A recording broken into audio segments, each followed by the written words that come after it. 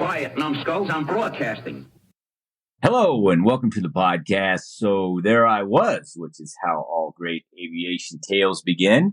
This is episode number 62 with our guest, Vapor. Yeah. He was told to stay in the ejection envelope.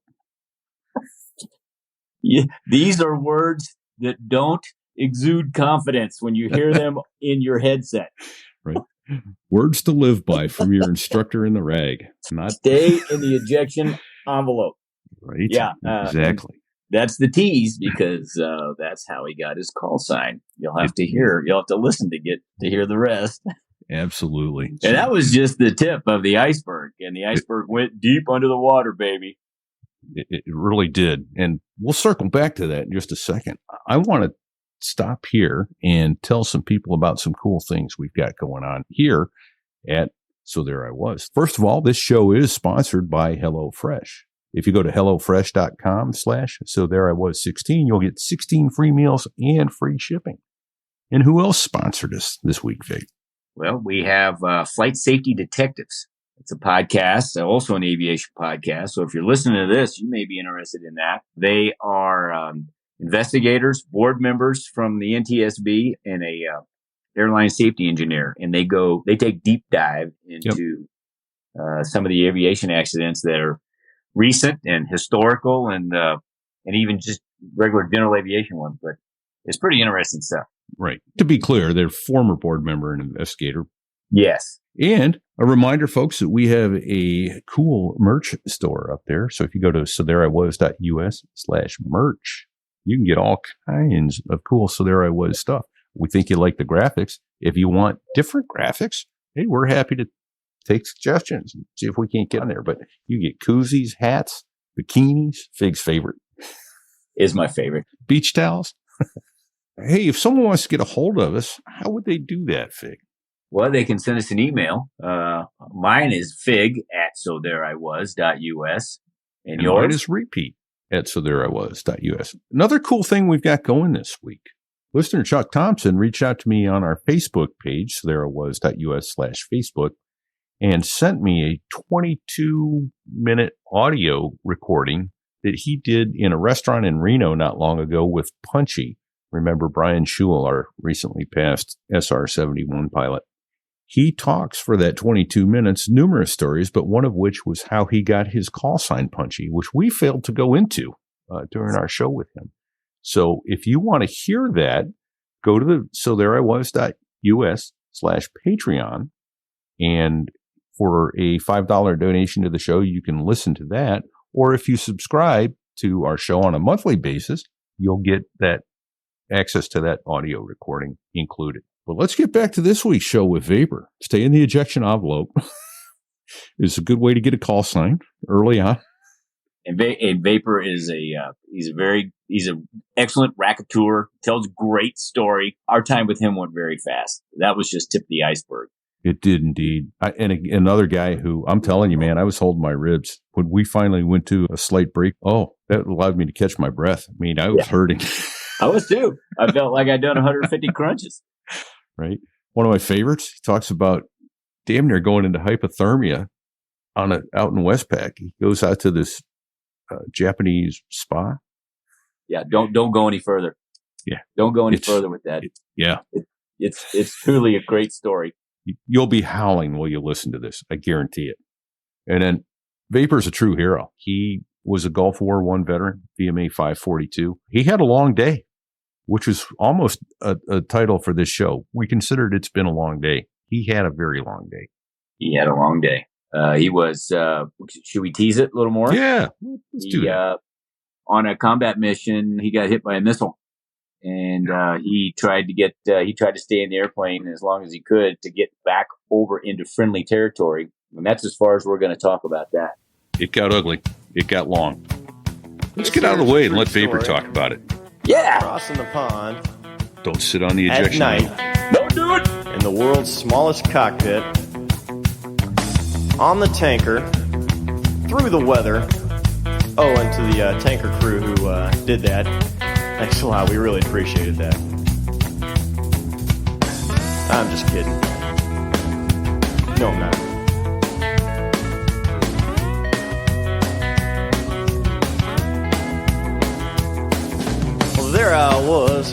crossing the pond, and you could see that I wasn't exactly fun. So there I was, sitting at the hold short of the runway in 1992 at the Wings Over Houston Air Show. I got Z-Man as the backup on the radio, and I'm scheduled to take off. The Confederate Air Force is launching, and they got to get everybody out and set up in their points. So they always fly, kind of planes in between as they're getting all their launches out so they get set up for their big show. So they had some two T-6 Texans flying around, doing a little formation flying. And they're going to land in front of me, and then I'm going to take off. Well, as they come in to land, they're doing a formation landing, and Lead's tire blows. So he corkscrews into front of Dash 2. Dash 2 lands on top of me, kills the guy, and there's a freaking fireball on the runway. And I'm looking at this going, well, shit, this is not going to go. So I say, hey, jump 36 or taxi. And I go clear to taxi. So I go up and I turn, head back to the ramp, and they come over. They said, hey, jump. Do you not know where you're going? I'm heading back to the ramp. Oh, you're not going to fly? And I'm looking at them thinking, not going to fly. And I said, so is the air show continuing as I see the crash fire and rescue trucks going out on the runway to put out this fire? And then there's this pause in the tower. And what's going through my mind right now, right? Remember how you used to get the brief for the air shows, like air show pressure and all this stuff? Right. I'm like, this is all going through my mind right now. Like, does the show go on, or would this be a dumbass move? So they come back up and they're like, well, we're going to continue with the show if you're comfortable with flying. Oh, shit. The long pause. And my CEO is Scratch Jones. And I'm sitting there thinking, what would Scratch say right now? And the group CEO was Venom. This show was weird to start off with because it never got the official level 3 approval for the level 3 demo. And Scratch has said to me, Vapor, when you get out there, if an old Marine general tells you you're cleared to fly, you're cleared to fly. Don't question a Marine general. I'm like, all right, sir. So this guy had come up to us and said, well, it's great to have some Marines here. It's going to be great for us, put on a good show, blah, blah, blah. And I called Scratch back and he said, well, Vapor, what did he say? I'm like, well, I think he's expecting us to fly. He's like, all right, then, put on a good show. So this all goes through my mind as I key the mic and say, well, I can fly. I'm comfortable. Good, because you're the only guy that can freaking take off because half the runway's taken out. I'm like, all right, Stovall brother here. It's like, okay, well, here we go. At least you didn't have to multitask crash crew. Greetings, everybody. That is how all great aviation tales begin. You're listening to So There I Was. This is Repeat here. Just got home from a long trip, so I'm happy to be home in New Hampshire right now. No telling where I am by the time you hear this. And my co-host, Fig, here. Where are you tonight, Fig? Well, I'm in Kansas City for another 12 hours, and then I'm off to fly the Big Blue. However, I am happy to say what the So There I Was story was from our guest today, Vapor. Welcome, Vapor. Indeed. Welcome, Marine. Harrier pilot extraordinaire. A little bit ahead of us at the point, hence you got to go to the Gulf War, and we got to sit and watch you do it on CNN. That's all good. Let's don't go quite there yet. Let's back up a little bit. When did you first become interested in aviation? How did you become interested in aviation? And why didn't someone talk you out of it? Well, believe it or not, my dad grew up on a Depression-era farm in Ohio, one of 8 boys. And so back then, to kind of, get your start in life, 6 out of 8 boys joined the service, get an education and get started. So my dad had served, and, 6 of my 8 uncles did. So I was kind of like, I'm going to go serve. I had just always kind of had this thing about, kind of a World War II history buff, and I want to join the Marines. And when I met the recruiters, I'm like, okay, these guys they reminded me of my uncles. It's like these guys were like men, and I'm like, I would want to go to war with these guys, not the other recruiters I'd met. So it just happened to be that the assistant, whatever, they had an aviator in the one recruiting office, and he was an F4 backseater. And he goes to me, he says, hey, did you ever think of flying? I go, well, actually, no. I said, I don't know anything about it. And he said, well, why don't you take a test and see how you do? So I took a test. Got it. And I talked to my dad. He said, my dad's like, look, you can always say no later in the military. Say yes to start with. So I was like, all right. So he talked to me all about it. And I met the guy a couple of times. I'm like, man, this thing's pretty cool. But I never envisioned myself being able to do something like that, And I just didn't come from that background. Nobody even really went to college. Yeah. So anyway, so I get in there, and so now I get to TBS, and I got this air contract. I'm a PLC air guy, and 3 months into the TBS, you got your MOS selection, and Captain Nicely, who's a grunt, my SPC, calls me and he goes, "Hey, Walsh, what would you decide?" And I said, "Man, I'm still not really sure. I kind of thought I was going to go infantry," and he says, "We're talking about it." And of course, this is 1986. So what has just come out? Oh, Top Gun, baby. Yeah. Top Gun. Yeah. I got dudes knocking on my door at night at TBS. "Hey, Walsh, you giving up your air contract? I want it." And so I'm sitting there going, "Holy crap, this is, maybe I'm not thinking straight." So God bless Captain Nicely. This guy was a grunt, and he sits down with me, and we talk about it. He looks at me and says, he goes, "If you have the opportunity to go to flight school and you don't go, I think you're going to regret it the rest of your life." He goes, "Why don't you go down there and give it a shot?" And so no shit. That's how I went to flight school, because I thought I might regret it if I never went. Oh, that's awesome. Yeah. So I went down there and got in, did pretty well in AI and stuff. Went to VT3. That back then, that was the Marine Squadron. And, good God, the Hitler's Youth. We had formations every morning, all this type of stuff. And I'm sitting going, God, what did I get myself into? It's like finals week every damn day, oral exam, practical exam. And I'm like, This is not fun. But luckily, my roommates, Earl Anderson and Roger Pearson, we lived out at Navarre Beach. No shit. We commuted from Navarre Beach. Holy Nice. cow. That's the way to do it. long trip every morning. And right down the street from us was Rosie Greer. You guys know Rosie. Yeah. His old college roommate, Marvin Bagadas, so ended up being a Cobra guy. So we're all living out there at Navarre Beach, loving life. And because I need to get away. I'm like, I don't need to be living in the BOQ doing that crap. So no. So now it's like, okay, this is a nice lifestyle. I like this part. The Yeah. flight sucks, but anyway, get through, got jet grades, pretty excited about that. Heading on to Kingsville. And my on-wing was a guy named Captain Dodaro. And he ended up being he was an A6 guy, ended up going Delta. His dad was at Delta. He said he's waiting for his dad to retire so he can get over there. And he was a great guy. And man, he took me under his wing, and that guy just changed my attitude and just got me motivated to fly, telling me stories about, A6 guy and what they did, and just a super guy, flipped it on me. And then I went to advanced, and guess who one of the instructors was there when I got there? Remember Cal Gurney? Yes. He was there as an instructor. He was. He was a Bronco guy back then, Moo. Anyway, yeah, exactly. Yeah. So anyway, I got through there, and then there was a big push back then, for the Harriers were starting to show up. So a lot of us went to, I went through flight school, and repeat. I just saw you were just sending me that shot of you and Vito over there overseas. Yeah. And Tom and I went through all the flight training together. So we got to 203, and when we got to 203 was that era when probably about a third of your class was.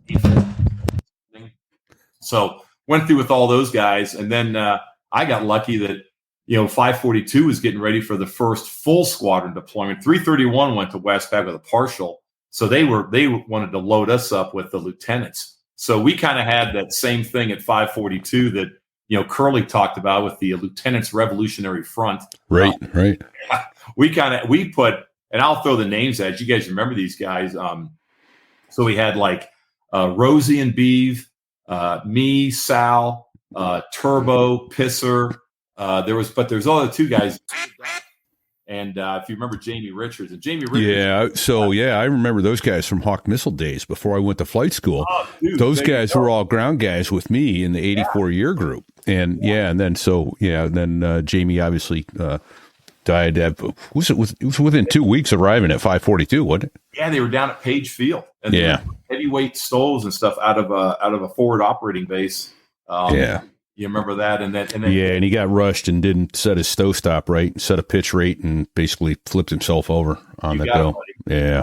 And then what happened is pitched out of the fight after that. He's like, I'm done. I've lost too many friends. Yeah, it was that, and I believe it was what did it was we lost. My roommate was Earl Anderson, if you remember Enos, and we lost Earl on Westpac, and so Dana had just lost two of his best buddies. And he's the guy. He walked into the group and turned in his wings. And you know what? I appreciate the empathy and compassion. And they're like, no obligation. We understand. And they let him go. and no one ever blamed him. He was a great guy. All right. All respect to a guy that'll, he's like, it's not for me. I got another quick story, which this is what added to it. And some people know this, some people don't. And I may have some of the details off, but he went through primary at Corpus. And are you aware of what happened to him there? No, I'm not, buddy. So this is an amazing story. He goes out on an aerobatic flight in the T-34 Charlie. And you may remember the procedure. I, to this day, call canopy cord, harness, hop, and pop. If you got to get out of it, make the call, open your canopy, disconnect your cords, disconnect your harness, jump out of the airplane, and pop your D-ring to get your chute open. So he goes call canopy cords. Oh, let me back up. They're doing the aerobatic hop, and they get to the point where they need to do the spin. They get into the spin, and they put in the anti-spin controls, and guess what won't come out of a spin? No way. And the instructor goes, I've got it, and he takes the controls, and he puts in the anti-spin controls, and the airplane won't come out of a spin. It is nose down, spinning towards the ground, and they come through, I think it was 3,000 feet. Time to get out of the airplane. So they call canopy cord, harness, hops out, and he lands squarely on the right wing. He the guy that rolls off the wing. He is pinned to the top of the right wing of this airplane in a spin, headed to the ground. He does a low crawl to the very end, pushes himself off, pops his parachute, and gets about a swing before his feet hit the water. Dude, I remember that story. Shit, Yep. You know what? I forgot that was. So he had a really close call, and he'd lost two of his best friends, pop. And he's like, I've had enough. There's better ways to earn a living. Yeah, kind of reminds us. It's Yeah. Hey, you know what? You know what's on this video right now? 3 old Harrier guys. Right? Okay. I got to tell it. What's the definition of an optimist? A Harrier pilot thinks he's going to die of cancer.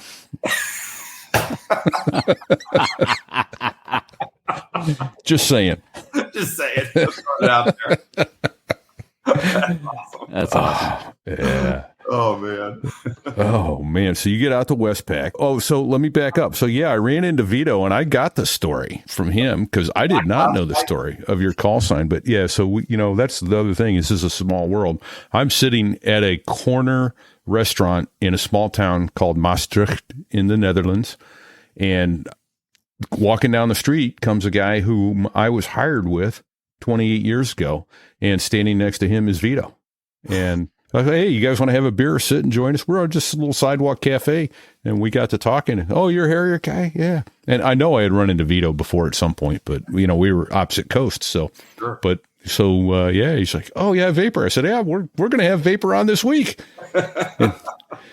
and hence the thing here. So he told me the story of your call sign. How about you do that? I will tell you that. So we're in 203 and we're heading out to doing a weapons net out at Fallon. New thing. We're going to go out to do weapons and everything. And we take off on a training sortie. And there's a T-Bird in the lead, and it's Ryder, and the dirt floors in the back seat. So those are the two IPs. And then -2 is Sal, Vito's -3, and I'm -4. So I'm just going to set your audience up right off the bat that, I'm a knucklehead. So we take off, and guess what? I don't raise is -4. I don't raise my flaps. Whoops. So, and as you know, the flaps will blow back once you accelerate. So once you're at speed, they're back. So we get out there, we're doing our bombing runs, and, things aren't going really well. Sal had like a Simo run. They got him on that, and they got that squared away. Okay, what's a Simo run real quick? So basically you got 2 planes basically are rolling in at the target at the same time. It's a simultaneous run. So lead had rolled in kind of wide, and Sal rode in a little early. So now they're kind of on a Simo run, and that's the responsibility of -2. So they're going to nail Sal for that. Yeah. And Vito goes lost comm. And in the brief, we had a rendezvous point, which was a lake. Well, I'm -4, so you're in the back, so I probably the most SA of everybody. I see wherever he's going. So I see lead in -2, head off to the rendezvous, and I see Vito go the other way. He's going to there's like 2 lakes in Fallon. Yeah. He goes to the other one. So I see what's going on. Of course he does. So I'm back there going, well, hell, he's lost comm, and he's going the wrong way. So I'm like, I'm not leaving nobody behind. So I take off, and they're like, Vapor, where are you going? I go, Vito's, he's going the wrong way. He's lost comm. I'm going to go get him. And Mariah says, you guys better not join up on each other. I'm like, well, what the hell else are we supposed to do? Like, Jesus. Yeah. So anyway, fly out there, get Vito, give him the old, I got the lead, follow me. Yeah. So we swing back. So, Hand signals. Yeah. Yeah. We're burning a bunch of fuel now, extra. And right as we join up, what do? Fuel check. Yep. As it gets to me, Dirt told me later, he said, it's like fuel check, 1,500, 1,400, something like 750 or whatever. And he says, did you say it? He said, I look over, I just see his hair going, bingo profile. Bingo profile. Yeah. So I'm heading there. And I remember Ryder says to me, how much do you got? And he says, stay in the ejection envelope. I'm sitting there thinking, that's probably not the best thing you want to say to instill confidence in your students. Right. But Dirt's like, vapor, not time. I called me something else. He's like, hey, you're going to make it, blah, blah, blah. Okay, I got it. Yeah. Anyway, when we got done, they're looking at the tape and Ryder's figuring out, trying to, how did he have, like 800 pounds less fuel than we did? Right. And he's looking at the run. And as I'm going down the run, it's like, when I tipped in or coming off something, he'd see my angle of attack would go up because as I got slow, the flaps would go down and the angle of attack would change. And he was like, you left your flaps down. And but on the actual run, when you're going fast, it's normal. Yeah. They blow up. Yeah. So that's that was my brilliant maneuver. So we have a kangaroo court at the end of the deck, as you all recall. Yep. And Spiko is the grand poobah there. And so Spiko's the guy. I was either going to be fumes or vapor. And they went with vapor. But I do want to add one thing. They called the Black Cloud flight. All three of us get it down. They should have been, knucklehead flight. But anyway, Colonel Mayer calls us in. He was a CO, and he was a great guy. I mean, really great guy, a gentleman. And I remember he sat me down, and he kind of asked me some technical questions. And I'd studied. I knew my stuff. And he goes, you hop in the back seat with me tomorrow, and let's go on out. And we go out, we do flights. He gives me the plane a few times, makes some runs. Good job. We land. He goes, no sweat, get back out there. And so I know you talked to the other day, you were talking to that, I forget his name, ordnance guy who then became a Black Hawk pilot. KO. Oh, KO. Yeah. He was saying I didn't yank his CDI call when I was his AMO. But you know what? Colonel Mayer just like, hey, you made a mistake. And he goes, I remember he looked at me, he said, you'll never get low on gas again. Now, right? You never did you? Let's say except every time you took off, you were low on gas. But other like, well, when I was on the air show circuit, I mean, if you landed before flashers, you didn't optimize your training, right? Opportunity Absolutely. Or maximize the enjoyment of the crowd. So, right. I was just aware of my fuel. Right. What was our saying? You only had too much fuel when you were on fire. Is that the? Yeah, you could never have too much fuel unless you were on fire. Yep. And should have dumped before in the target area on that one. That's absolutely hilarious. Black Cloud flight. That is awesome. Yeah. I knew that's where that call sign was coming from. Vito ended up at a 513, and he was after with guys like Bone LeBlanc, and they came ashore in King Abdulaziz, joined up with us for a Desert Storm and so on. And Sal ended up at 542 with me, and great guy. That's awesome. You guys so hearing you me made okay? it through the RAG, then you 542, then out to Westpac pretty much right away? Yeah, we did. We got back. We kind of got out of 203 right at the buildup. So we did the 6-month buildup. You guys are familiar with that. They stabilize the squadron, do the workups, Cold Lake, Canada, heavy weapons jet, and then off we go to Westpac. And then, you get out there and you remember you flew like you called 400 series sorties, which are the kind of high combat capability sorties, more advanced stuff that raises the squadron's combat capability. And of course, and that is what they kind of used to measure when they started picking and choosing squadrons to go overseas, for Desert Shield and Storm. And I always tell people, it's like, life is timing and luck half the time. And I just got lucky to be in a squadron. I got worked up, and then we came back and we still had all those 400 series sorties that were current. So they look at the numbers and they go, well, these guys are combat ready and send them. And so, that's kind of how that stuff works out. But Westpac was a blast. We did Coat Thunder, Team Spirit, classic Marine stuff. We're living in tents in the mud, flying out of expeditionary fields, landing at Chilpo Beach on 56-foot aluminum matting. sitting there on the APU, getting 9-line briefs, taking off, shit like that. People always gave us crap about it. We're talking about being low on fuel in the Harrier. And right. Can't go far. I'm like, yeah, but we would sit at Chilpo, receive the 9-line brief, take off, and go right to your IP. I mean, we fly a 20, 40. Okay, well, so I hate to do this. Now, we got to go through a whole bunch of acronyms, though. We don't even realize we use them sometimes. We got Westpac, so Western Pacific, that's Japan, Korea. We covered that before. Throughout. Yeah, I know. I'm just, there may be new listeners. Well, but there's some acronyms that we haven't talked about. That's true. He's throwing out acronyms. Oh, yeah. We've talked about the IP before, too, but let's go over that, what the 9-line brief is, all those things. So, yeah, let's back up a little bit. CAS, close air support. So... Okay. Try and walk back through some of those, if you would, please. I'm sorry. Sorry about that. No, don't feel bad. Don't be sorry. It's not your fault. It's Repeat's fault for not briefing you on the acronyms. Fig and I are learning as you go. We don't know what any of this shit means. All I heard was like, Vapor, just don't string together too many F-bombs. That's all I heard. That's right. Quite fucking frankly, I don't remember half of the acronyms. So I'm asking you what they are so I can be a little smarter. Okay. Yeah. So when you're doing a close air support mission, which is basically dropping ordnance in close proximity to maneuvering elements on the ground, that's something that the Marine Corps specializes in, and the Harrier in particular. That's our forte. We can forward-based right behind the troops, right behind the forward line of troops and so on. We can get airborne and provide close air support very rapidly. Because when they need it, they need it. It's not like, can you come do this tomorrow? They're probably under fire. So that was the whole concept of the Harrier. So we're based at a expeditionary airfield, which is not your traditional 10,000-foot runway, because that's the target. You want to take out one squadron of aircraft, put one bomb in the middle of a runway. You just had a soft kill on an entire squadron. Can't do that with Harriers. We'll land anywhere.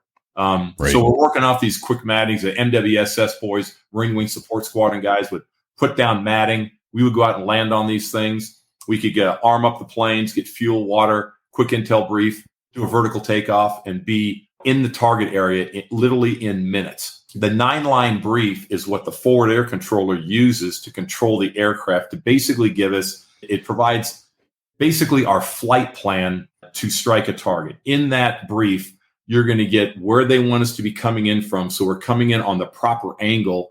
For example, if they're going to laser designate, you need to be in what we would call the laser basket so that you're heading in and picking up the reflectivity and so on, or to coordinate maybe with friendly fire mortar or artillery. So they wanted to control our ingress line. So that's part of the brief. The target coordinates, the target description. If they're going to put a mark down for us, whether it's a big white phosphorus smoke that would put up a big white plume, they will let us know those things. So when we take off after receiving a 9-line brief, we have all the information we need to hit that target. The last piece of the puzzle is the timing. So that we get it on time to coordinate with, we would do what we call suppression of enemy air defense and so on. They might be doing, we call front door, back door. They would put artillery in front of the target. We would come in after the frag had settled, hit the target as we're coming off, timing it with the artillery to come in behind us to protect our egress and so on. So the timing was very critical on all these types of things. And so we could get all that information instead of orbiting, burning fuel and so on, and requiring tanker support. And the footprint of a tanker support is massive.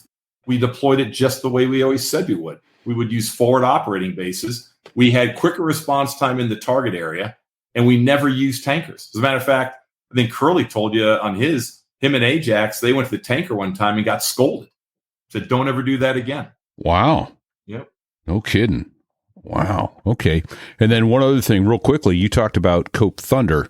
What is Cope Thunder? Yeah, Cope Thunder is a huge exercise down in the Philippines. So we went down there and we brought like our whole squadron down there. We were doing 14 plane launches twice a day.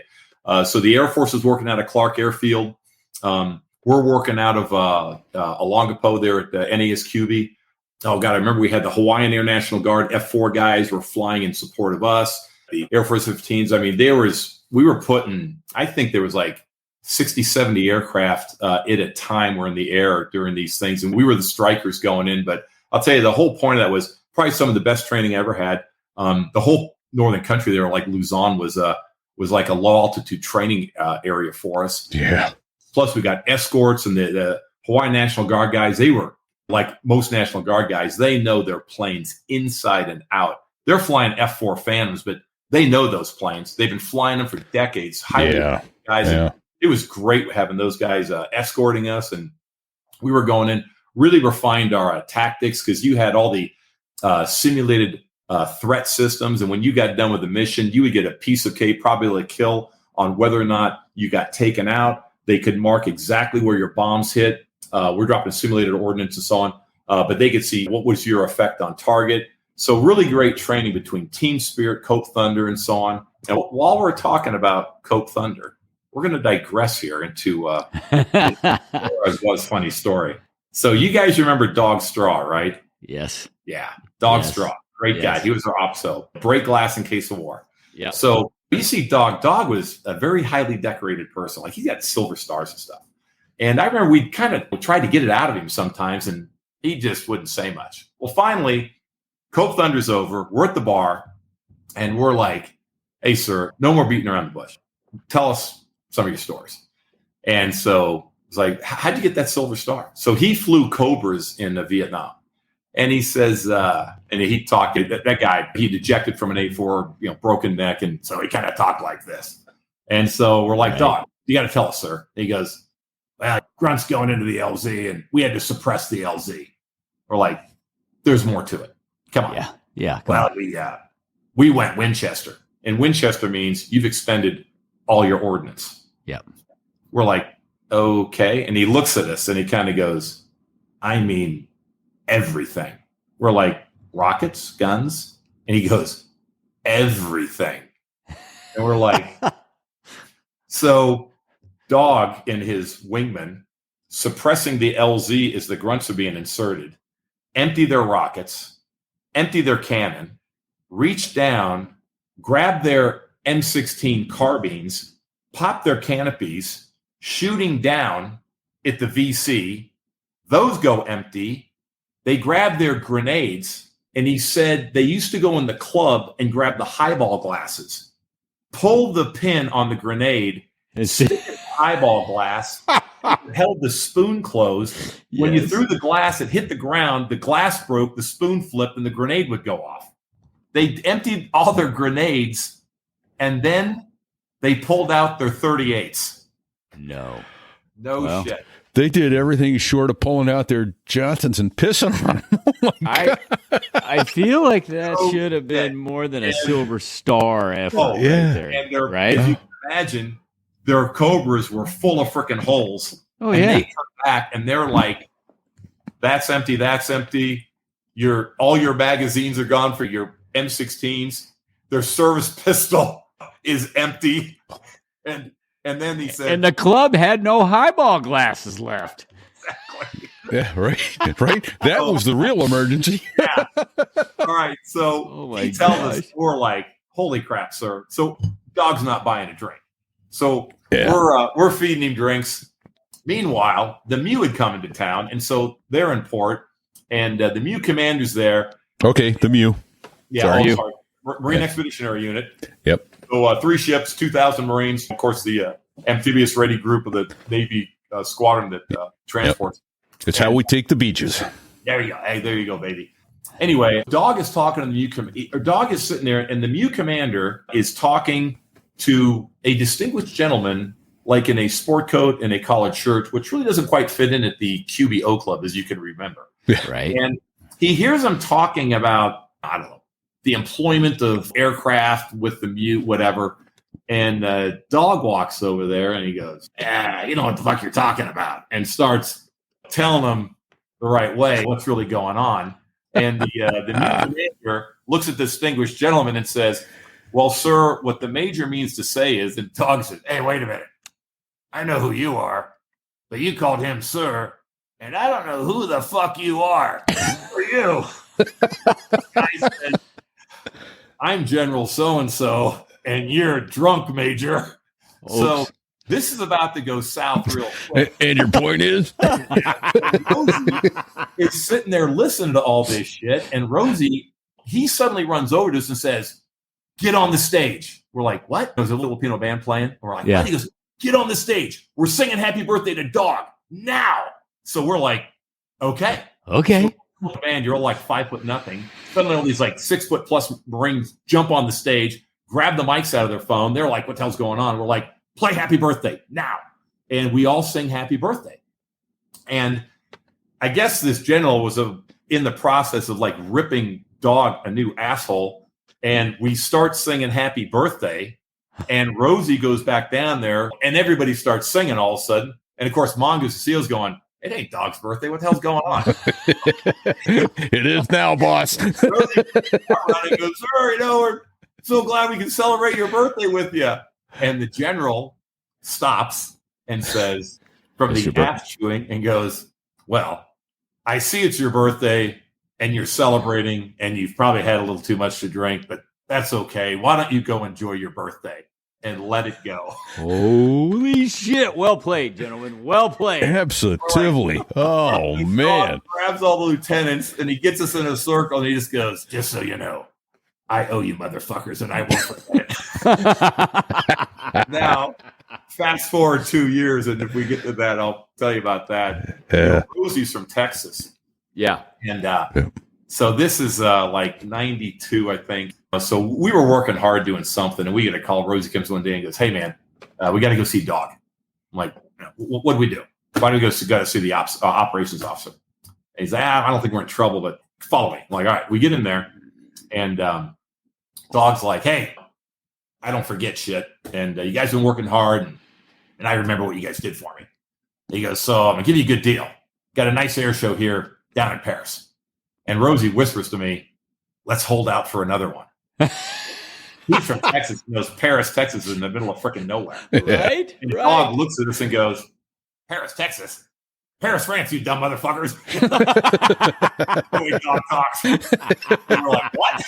I mean, you guys know. Nobody had ever gone to a Paris air show. What? I've never been there. But the whole Mac attack post-Desert Storm was a big deal, and McDonnell Douglas wanted to... yeah, they want to sell airplanes. Yes. And so they call down and they grab the Cherry Point guys, because what's right down the road? Seymour Johnson. What was there? Strike Eagles. Another big Mac attack bird.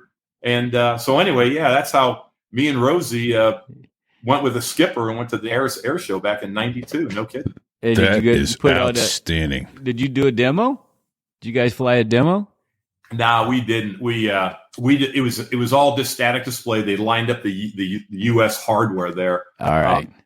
And it was just, and I basically stood in front of the plane. I don't speak a lick of French, and I handed out pins for like a week. Yeah, but you're a chiseled, good-looking Marine standing in front of a Marine weapons system, and people just wanted to get their picture taken with you, because this was before cell phones. There were no selfies. They were taking 35 millimeter photographs, baby. Oh yeah, right. I got to tell you, before we left, I'm going to kind of continue on some of the Dog stuff in Westpac. We had it just gets better. So. Naida Baru is where like the Japanese, like their, I think it was like maybe where their fighter weapon school was. And so, we were kind of a new aircraft in Westpac. And so they wanted to do some DACT, differential air combat training, kind of air-to-air dogfighting stuff with us. So, so anyway, we do a bunch of flying with them. I remember our WTI flat top Moneric, he went down there, briefed them up, and we got everything coordinated so we go out there and do some good training. And we were flying against their F-4s and F-15s. And afterwards, the Japanese, being very gracious, invited us down to Naida Baru, wanted to thank us in person, gift exchange, and so on. And then they wanted to take us out to kind of like an outdoor, like a hot tub springs type of thing. Sure, which sure. Pretty expensive, and it was a very nice gift. So anyway, so we go to that, and there's like a half dozen of us. Our dog was there. It's like me, Sal, and Flat Top, and some other guys. And anyway, so we go to this like little resort place. And you go in and you get undressed. You got to take a shower first because they want to make sure you're clean. And then you walk out, and they give us like this little towel. And I'm like, man, this thing doesn't fit around my waist. What are you supposed to do with it? So we're kind of throw it over our shoulder. Apparently, you're supposed to hold that in front of yourself and cover your junk. A little modesty here, lads. Not to embarrass It's a loincloth for you big gringo guys. That's right. The Japanese guys could tie it twice around their waist, but for you guys, it was a loincloth, like Tarzan. So we walk out, and so they got in the background. There's always like little stones, little waterfall, like little beautiful nature thing, and it's heated up, and little geisha girls are there to give you little back rubs and stuff.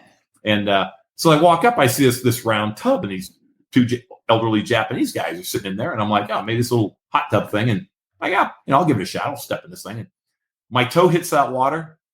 400 degrees Fahrenheit or 450? Like minus. Oh, 40 yeah. degrees. Oh, the other way. Oh, no kidding. The original Dude. cold plunge. And as my toe hits that, I look at these two Japanese guys, and they're looking at me like South American handling. And I'm like, oh, I'm stepping in. I'm going in now. Suddenly the loincloth is plenty large. I'm going in. Dude, bingo. Buddy. Testicles went up underneath your tonsils. Yeah, I can't talk because I got two freaking balls in my throat. And not in a bad way. You know what's going through my mind right now, right? I'm like, you will peel my frozen body out of this freaking tub of water before I let those dudes show me up. Right. I sit down there and I look at them and they look at me and I'm like, dude, I can do this all day. I get out of this before you guys do. And I'm sitting there and they're looking at me and I'm looking at them and I just kind of glance at my fingers like, clean my fingernails. And I notice that they're, solid purple. And I'm like, okay, frostbite hasn't kicked in yet, but I'm like, I'm on my way to hypothermia. There it is, man. Shit. I'm like, I'll be Leonardo DiCaprio in a frozen freaking block of ice as they finally pull my body out before I will get out and give them. And so finally, they mumble something in Japanese and get up, and I'm just like, yes, good, freaking won. Yeah. Now I think Salerson walks by and goes, "Hey, dude, why don't you join us over here?" And I go, "I would, but I can't move my freaking legs right now." I can't feel anything below my tits. I can't feel anything. And so he kind of helps me out. And I said, now we're going to pretend like we're just buddies and I'm going to walk with my arm around you because I can't walk right now. You get that fucking hot water. God, I'm crying. These two old Japanese dudes looking at me, just smile and laugh. And just say, man, is it me or is it hot? Yeah. Whoo! Jeez. So anyway, we get in there, we do the whole little hot tub thing, and then that night we're at the bar. And we're starting to drink, starting to have fun. And the Japanese guys start doing like bar tricks. And the one guy, he's kind of looking at. There's not a whole lot of bilingual stuff going on here. So anyway, we're kind of at our end, they're kind of at their end. The skipper's intermixing with their CO.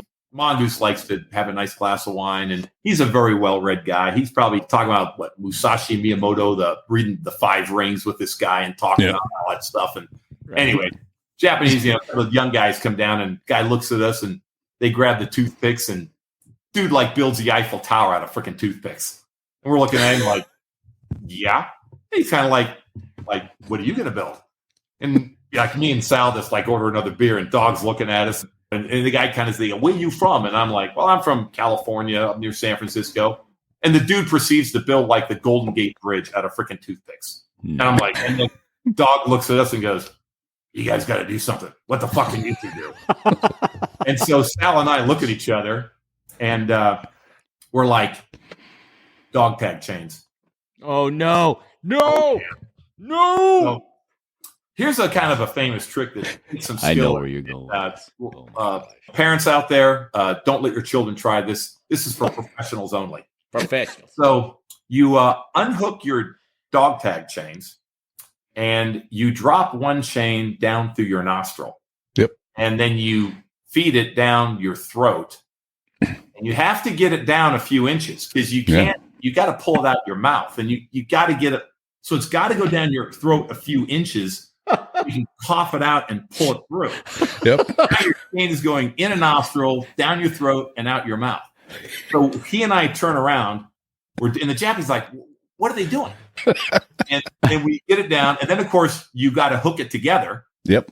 And then we turn back around. And Sal grabs the chain and moves it back and forth. with the dog tags traveling. And dude, you could have seen like 20 Japanese chins hit the freaking bar. And in the background, all I could hear was, "No wonder we lost the war." Right. So hey, just I know I'm picturing this, Vapor. I'm picturing this, but just so we can verbalize this, you guys connected the dog tag chains together. Yes. So it was a continuous loop between your nose and mouth, and you were spinning it back and forth between the two of you. So it's in my nose, out my mouth, into Sal's mouth, out his nose, into my nose. And then with the dog tags hanging in the middle, you could move it back and forth and see the movement. Yeah. Prove that it was hooked up. Yeah. And they just did not know what to think looking at us. Dog is dying laughing, and Mongoose is absolutely befuddled with embarrassment. I'm sure he's mortified. I'm absolutely mortified. Like, oh my God. Love it. And we're like, so Yeah. what you guys faced on Iwo Jima. Yeah. This is why you lost. Yep. Yeah, man. The guy in our squadron that used to do that practically every Friday night was Sleeper, as I recall.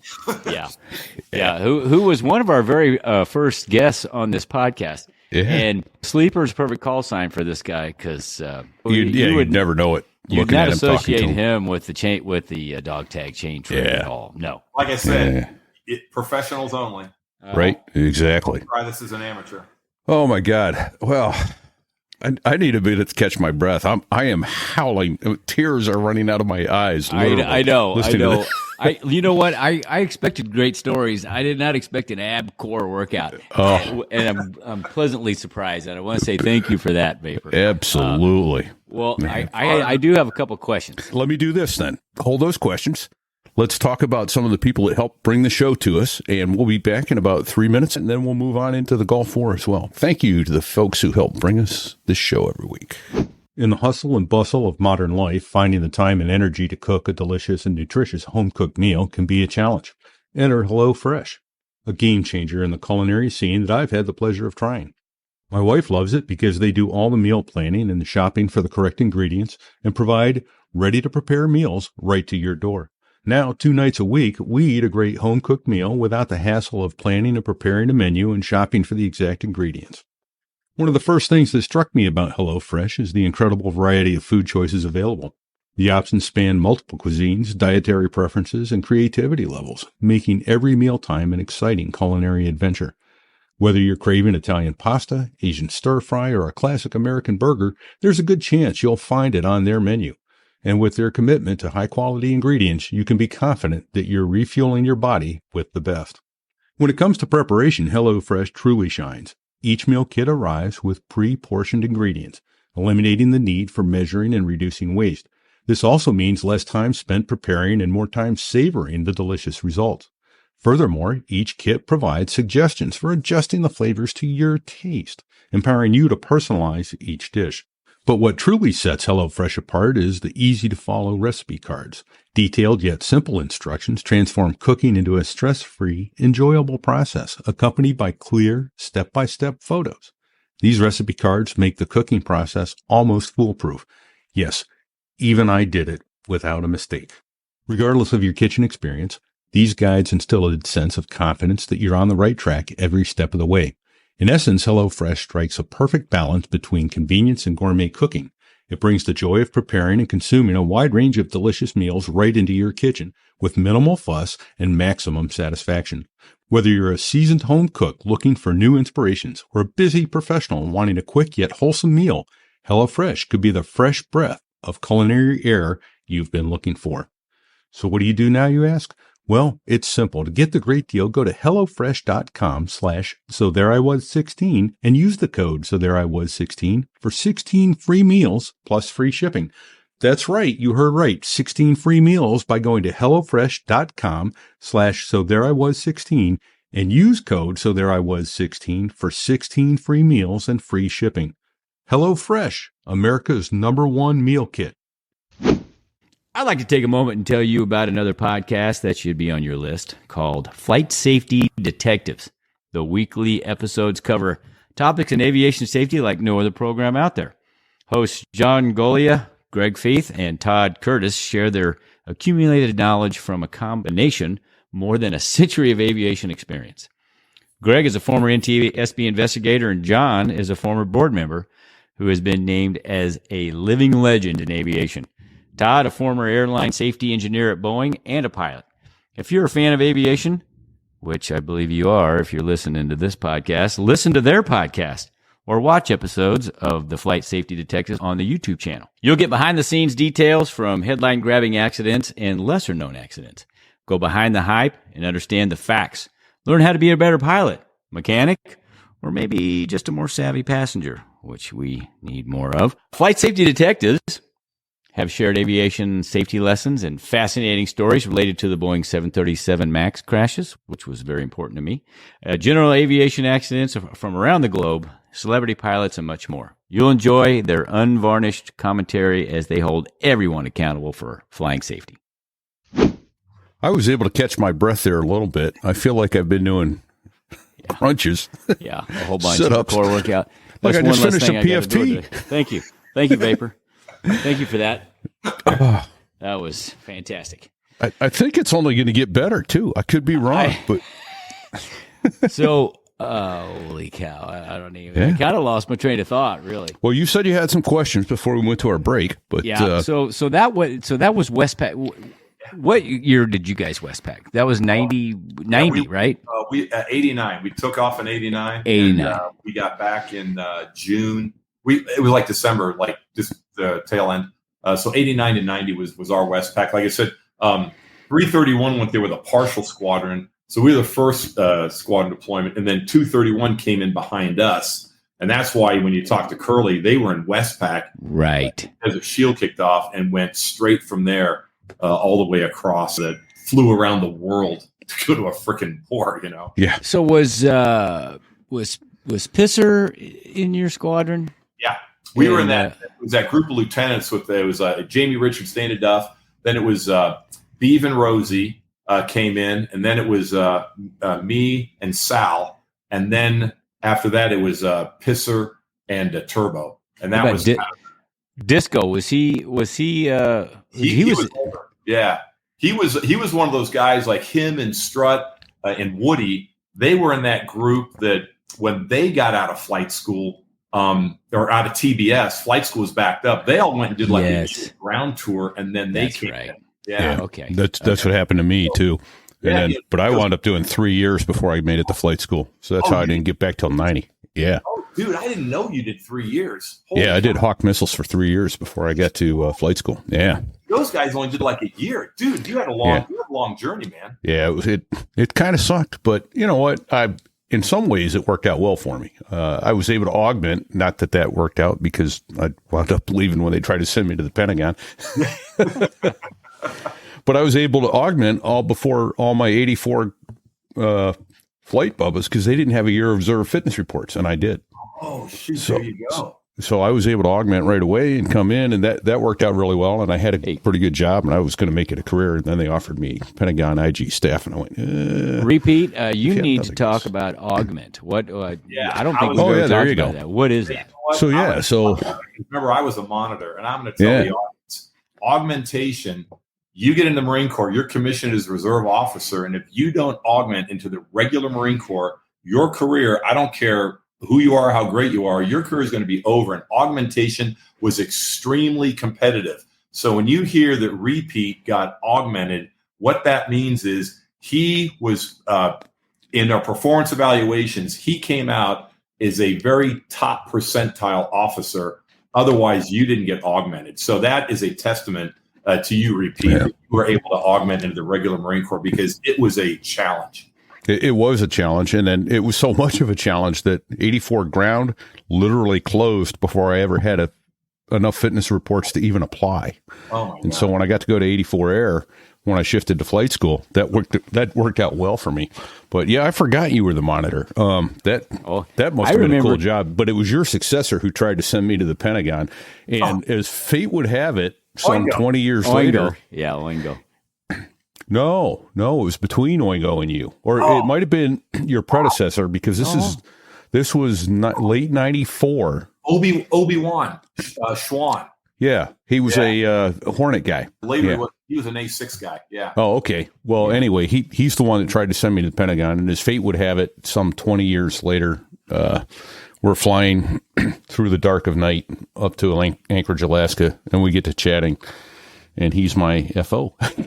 No, yeah. How about that? Yeah, and he had a pretty good career, but he wound up taking the heat and jumping out when some things went on. That when you're the CO, you're ultimately responsible for everything. So even though things happened that were beyond his control, the buck stops here, baby. And so that's true. Hey, here's a quick one on that. So I had orders to so Scratch Jones, he had been a monitor, and Venom Jones. So Venom Jones is now the group commander, and Scratch Jones is my squadron commander. And I remember talking to him, saying, what should I do? He says, go. I said, I like flying the plane, so I want to get back into the squadron. And so the quickest way to do is a Factor AWS. I go, I'll do one of those two, and then I'll be right back here, within a year. Yeah. And so anyway, I get AWS, and then one night, it's like a Friday, everybody's ready to head over to the Dirty Shame, which was the club where everybody had a great time. What great memories. Anyway, we can do an entire show on antics at the Shame, but all right, you don't have enough airtime for that. Anyway, so Scratch is like, "Hey, Vapor, let's go up to the group. Let's go up to see the group CO." And I'm like, "Why? I'm nuts." I'm like, "What? I'm not drinking buddies with Venom. Yeah. What are we going up there for? Oh, come on, we want to talk to you about some things." And I'm like. So we walk up to the office. Yeah. We walk into Venom's, and this is the group commander. You don't talk to the group commander. No. He's a full colonel. Yeah, you got a commanding officer betwixt you and him. Captains don't go talk to the group commander for fun. No, you don't. You're not drinking buddies. No. Not at all. Ever. Great guy, but we're not at that level. No. And anyway, we walk in the office, and Venom comes around his desk, and hey, Vapor, how you doing? Shakes my hand and. Brings me over to the big comfortable chair, and I look over. Scratch is sitting on the little 3-legged wooden stool in the corner, and I'm sitting in the big chair, and I'm what is going on here? Yeah. Uh-oh. Yeah. I get feel it coming? Yeah. Oh, hey, Vapor, we all worked at Manpower. It'd really help out the community if we got, a hairy guy into Manpower, and you're already on your way up there, and blah, blah, blah. And I'm just, my eyes are getting big, like, what? Like, no. What? Well, the first criteria to be a monitor is, right? No. That you don't want the job. Oh, of course. Yeah. Anybody ever volunteers for the job, they are an immediate X. You're not no, because they know you got an agenda. So they want to do this like me, terrified. No. You got to be kidding me. No. And so they're talking to me about thinking beyond self and helping out the community and all this stuff. Yeah. So real quick, let me jump in. The monitor is the guy who assigns, and you were the company grade monitor. Yeah. You assigned all the pilots that were captain and below to their next job. You sent them to flight school. You sent them to fact tours. You sent them to fixed wing monitor. That's right. Yeah, fixed wing aviation. Yeah. But you were the jobs guy for captains and below that flew airplanes in the Marine Corps, fixed wing airplanes. So and you were either loved or hated, I'm sure. Yeah. Did I ever give you guys orders? No. However, I think you did to me. I think you gave me orders to 203. I was in Kingsville as an IP when you came down, and we set up a brief. You gave you briefed all the Marines on follow-on stuff, and then all the instructors stayed back, and there was a bunch of A6 guys that were lobbying to stay flying. You need a night with my wife? What is it going to take there? and you were dealing with, and this is, I didn't envy you because you were dealing with guys bailing out of the Marine Corps left and right. This was 1995, probably, 1996. Transition conversion. The A6s are going away. The Broncos are going away. The RF4s are going away. And these poor guys are like, they're going, where am I going? And before the Marine Corps ran a transition conversion board, it was just like, guys are calling me saying, dude, where am I going? And so what we basically did was we would get hold of CO, and it's like, if this guy is going to represent the Marine Corps well, he's not bitter, we're going to get him to training command and keep him flying and just say, dude, then at least you get hours, you be an airline pilot, something like that. If the guy was like super bitter and would be poison around lieutenants, we're like, yeah, we're not going to send you down there. And then finally, we were we were kind of raising it up our chain saying, look, something official needs to be done. And they finally ran a transition conversion board to pick the guys that were going to go, because your only choices were you're going to go Prowlers, Harriers, or Hornets. Everything else, A6s, R4s, Broncos, they're all going away. Right. And that was kind of a difficult time for guys that their plane's going away, and they're like, what am I going to go do? Right. That was rough. Anyway, so Big time. yeah. No kidding. So did you do AWS and then go to headquarters, or you went straight to headquarters? VFR Direct. Nice. Good Lord. And so when I picked mine, I actually Oingo, great guy. Yeah, Again, I went to the rag with Oingo. Yeah, Oingo's a good guy, and he did not want the job, which of course brought him right to the top. Right. He had a good record, Exactly. a really good reputation with people that knew he was a good guy. And I'm like, Oingo, I'm sorry, but you're a good guy, and you don't want the job. You just hit the two criteria we're looking for. You're it. Works. Yeah. So solve the question, the $1 million question. Did you cut yourself outstanding orders, or are you allowed to cut your own orders? You do cut yourself your own orders, and the kind of thing in the shop is kind of an unwritten thing is don't cut yourself some good deal, because you're going to lose, the shop's going to lose credibility. Like if I cut myself orders to the Spanish exchange tour, I mean the shop would lose credibility. I would look like a turd in the face of everybody's eyes. Yeah. So really the thing we do, because you got to live with what you told people. And if you came out of the fleet as a captain, you need to go back to the fleet. So I just cut myself orders right back to Cherry Point. And I was lucky because I got in and the Radar 9 attack was showing up, and Too Tall was the CO of 231, and Too Tall, rest in peace. We just lost him to cancer not too long ago. Right. And a great guy. And I talked to him. He said, "Yeah, Vapor, I'll take you down here and we'll get you ready." And then I end up really fortunate. The first Harrier 2 Plus debt with guess who? Curly and Bar. They kind of loaded it because normally there's one major, but it was the first deployment of the new plane. And so Slam Arnold was the OIC. Then they wanted to get some more majors, so they grabbed me, Curly, and Bart.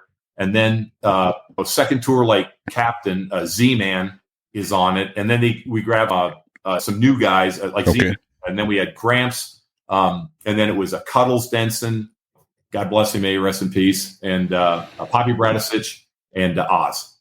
Okay. That made out that debt. And that was a good debt. We did some neat stuff, and save that for another time. Oh, that's outstanding. Well, so let's back up then a little bit. Yeah, let's talk about the Gulf War. Yeah. So you did the monitor shop after becoming a combat veteran. Yeah. What was that like? Well, we got back from Westpac, and we got back in June, and we took off in August. So the single guys never even got to go on leave, because when you get back, the married guys with kids, get them out on leave, do their leave period, and then he invaded. Saddam invaded Kuwait. So August of 90. August of 90. Yeah. And so they kind of stabilized things. And so I never even went on, a couple of single guys. We never even made it to go on leave after coming back from Westpac. And we got the warning order to go. And so I just remember we flew out like at 11 o'clock at night in August. And some brilliant guy said, "Hey, we want you to land in Rota, Spain," which is where the Spanish Harrier base is. As the sun's coming up, it'll wake you up as you land. I'm like, yeah, we took off at 11 o'clock at night and we're freaking tired. Brilliant. So anyway, I remember this, flying across, and we had some interesting characters in that squadron. Let's just stop for a moment and talk about stereotypes. Stereotypes are actually not a fantasy. They actually are based on factual things that occur over and over, which leads you to have a stereotype of a person. So, for example, maybe West Virginians. So we got a guy named Lyman Denord. Now, the name in itself, Lyman, right? That's a nice West Virginian name. Sure. And so we're taking off to go. And, of course, we're putting on the dry suits. And the only guy that's not putting on the dry suit, by the way, is the only RAF Harrier pilot that ever flew in the war, which is Flight Lieutenant Andy Dakin. Great guy, by the way. Great pilot. And anyway, so as we're getting dressed out, we noticed Andy's the only guy not putting on the dry suit. We're like, "Andy, you know better than anybody in North Atlantic. It's cold as shit. Why aren't you putting on your dry suit?" He goes, because I'm the only guy that's got enough brains to know all this thing is going to do is extend my misery half an hour while you're waiting 4 hours for the fucking C-130. So he goes, I ain't wearing it. We're like, good point. Yeah, And good point. Skipper's like, well, he's RAF. I really can't tell him what to do. So here we go. Hence our theme song, Crossing the North Atlantic at Night.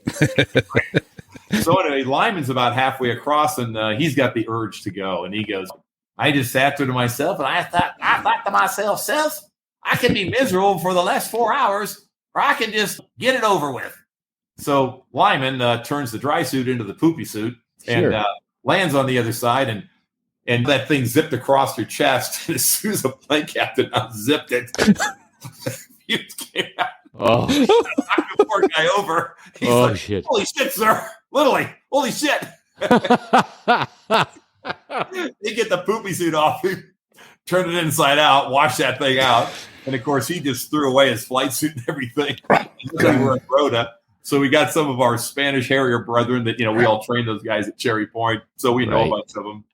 And they got him a flight suit that he could use and continued on. But anyway, so when you hear about West Virginia, it kind of becomes like, there's a little bit to stereotypes. Anyway, so we get into Saudi Arabia, and we're one of the first groups there. We're literally living in, it's classic Marine Corps expeditionary stuff. We're literally living in tents. It's summer. It's 120 degrees in the damn shade. The maintenance guys, they're getting burned just touching the planes, but they're doing a phenomenal job keeping the planes up. And we're living in tents. The Air Force guys, they got to get there. They put them in barracks with air conditioning and air-conditioned tents because their maintenance guys couldn't work on the plane safely. And we're like, really? Our maintenance guys are doing just fine with it, and so are our pilots, by the way. Anyway, so we're there for a while. We're all in Sheikh's base in Bahrain because there's a big causeway that connects Bahrain to Saudi Arabia. And we didn't know if Saddam was going to attack south. And if he would have attacked south, we could have always blown the causeway and kind of been safe out there. And that's why they chose it. And then finally, the 7th Med went ashore. They dropped the 82nd in first, but the 82nd, remember, nothing against them, but if you get there fast, you get there light. And what I mean by light is no logistics. So they don't have a lot of food, water, ammunition. So not to be negative, we kind of call them the speed bump division. They were going to do much. And with an armored assault, an airborne unit just isn't going to last. When the 7th Med came ashore, that's the Marine Expeditionary Brigade, they've got armor, artillery, and they got our close air support behind them. That's when things were safe, when they got ashore. Then another Med came in, and they put in a blocking position.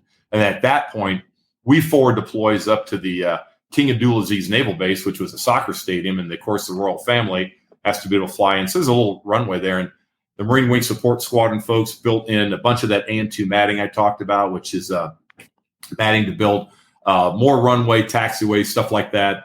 Actually, we didn't have taxiways, just kind of parking spots, some pads, and built all that.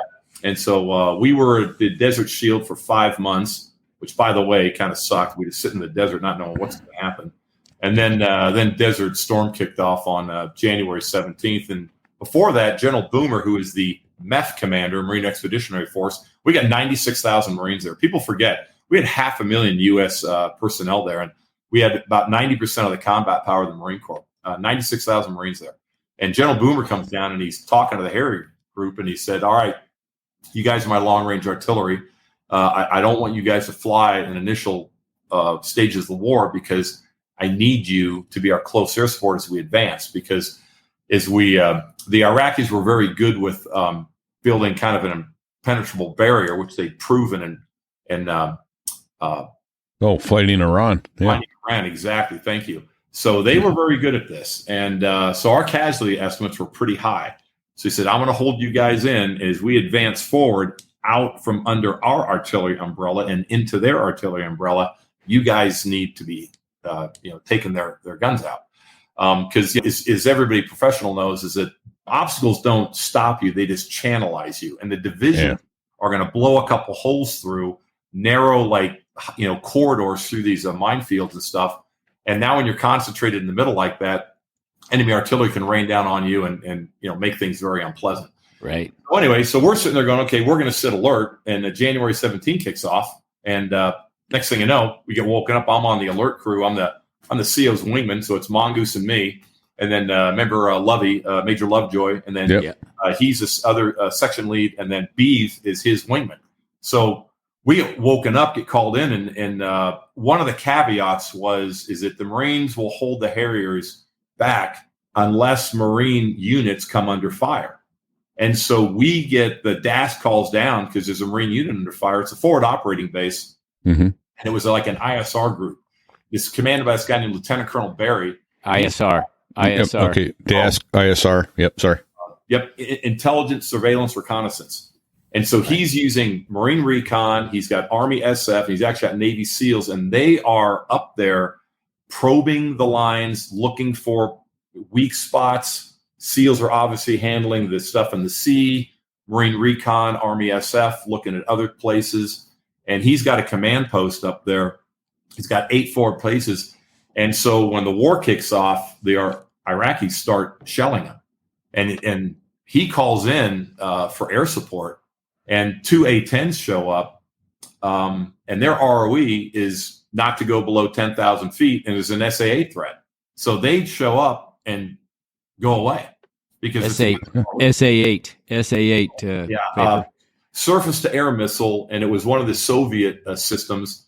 And so it was kind of a higher threat system. And because they also had an ROE, rules of engagement, that they would not go below about 10,000 feet, that kind of puts you in the part of the threat envelope for anti-aircraft artillery. Thank you. Man-portable air defense systems, the kind of handheld ones, and some of those things. So they don't go in. There was kind of a cloud layer and some smoke in there, and that's what caused it. So the Direct Air Support Center, the DASC, had called down to us and say, launch these guys. And so an OV-10 Bronco is a 2-seat plane, and they're up there. And as a matter of fact, the guy in the back seat was a Chief Warrant Officer Hunter, who was the guy that got shot down as a POW. So there's a guy, Captain Curry in the front, Hunter in the back. And so we get launched to go up there. So it's Mongoose is the lead. I'm -2, Lovey's 3, Beeve is 4. We got a mixed loadout of 4 Mark 83s, Sidewinders and guns, or 4 Mark 20 Rockeye, which is a cluster munition. Each cluster munition will open up and has 247 submunitions inside it, which are very good for anti-armor and things like that. And then, of course, winders and the guns. So our guns it's a 25 millimeter a gun, second most powerful behind the A-10. We're carrying uranium depleted rounds and so on. Mark 83. Oh, Mark 83 is a 1,000-pound general. Thank you. Sorry. Yep. So I'm carrying 4 Mark 83s, 2 winders a gun, and we take off. And I'm like, man, we're really going. I thought we were going to be held up, and here we go. So taking off. Vapor. Sorry to interrupt. Winder. Oh, sorry. AIM-9 Sidewinder is a heat-seeking air-to-air missile. Thank you. Because in the early stages, there was still an air threat from the Iraqis. They had a lot of pretty effective Air Force, at least against the Iranians. And it's day one, so we haven't taken them out yet. We do not have air dominance or air superiority yet. We haven't announced that. So the Harriers were flying with our air defense systems as well. Yeah. So anyway, we take off. We go out over the water, so we're feet wet. We talked to the OV-10 Bronco. Said, "Yeah, we got artillery units firing on a Marine outpost." So we'll mark it with the Willie Pete. They didn't need to. We could see the guns firing. So we're at about 8,000 feet now, feet wet, and we can look under overcast, right? Yeah, kind of highlighting ourselves. Yeah. And Willie Pete is white phosphorus. It's a it's used to mark targets. White flame smoke burns at about 4,000 degrees, whatever it is. Hot. Yeah. Yeah. The Iraqi artillery, the way they'd set their batteries up, it would be like in a V formation. The V would be pointing towards the enemy, so it's a V pointing south. When they put their artillery piece in, they use classic Soviet tactics, and they put the guns about 30 to 40 meters apart. So in our weapons system, we can select how many bombs we want to drop at a time and the interval between them in depth. So we can set in, if there's 2 targets like 100 meters apart, we can put in, all right, I'm going to drop 4 bombs, 2 at a time with an interval of 100 meters. And if you put we had a thing called a CCIP, constantly computed impact point. We could put that bomb cross like in the middle, and then 2 of the bombs will go, it's like I said, 100 meters. So 50 would, Two would go 15 meters long, 15 meters short, and we could set up our system like that. So it was a very good system. So I set mine up to, okay, I'm going to drop 4 Mark 83s, 1,000 pounds. So 2,000 pounds of bombs per artillery piece. I'll put them 30 to 40 meters apart because that's what it looks like, how they spaced them. And so we come in and we're in a 4-plane combat spread formation, which means we're 1 mile of beam. So Mongoose and I are 1 mile of beam each other. And then about, maybe about 1.5 miles behind us is Lovey and Beeve. Again, they're 1 mile of beam each other. And so we did like a split attack. So we would each go down a leg of that V for those artillery batteries as they're going off. So Mongoose comes across. He comes in first. He's the lead. He drops his ordnance. I come in across, drop mine. Probably gone through our combat checklist a few times, making sure your weapons are armed up and everything's selected right and so on. I guess it's kind of the real deal. Yeah.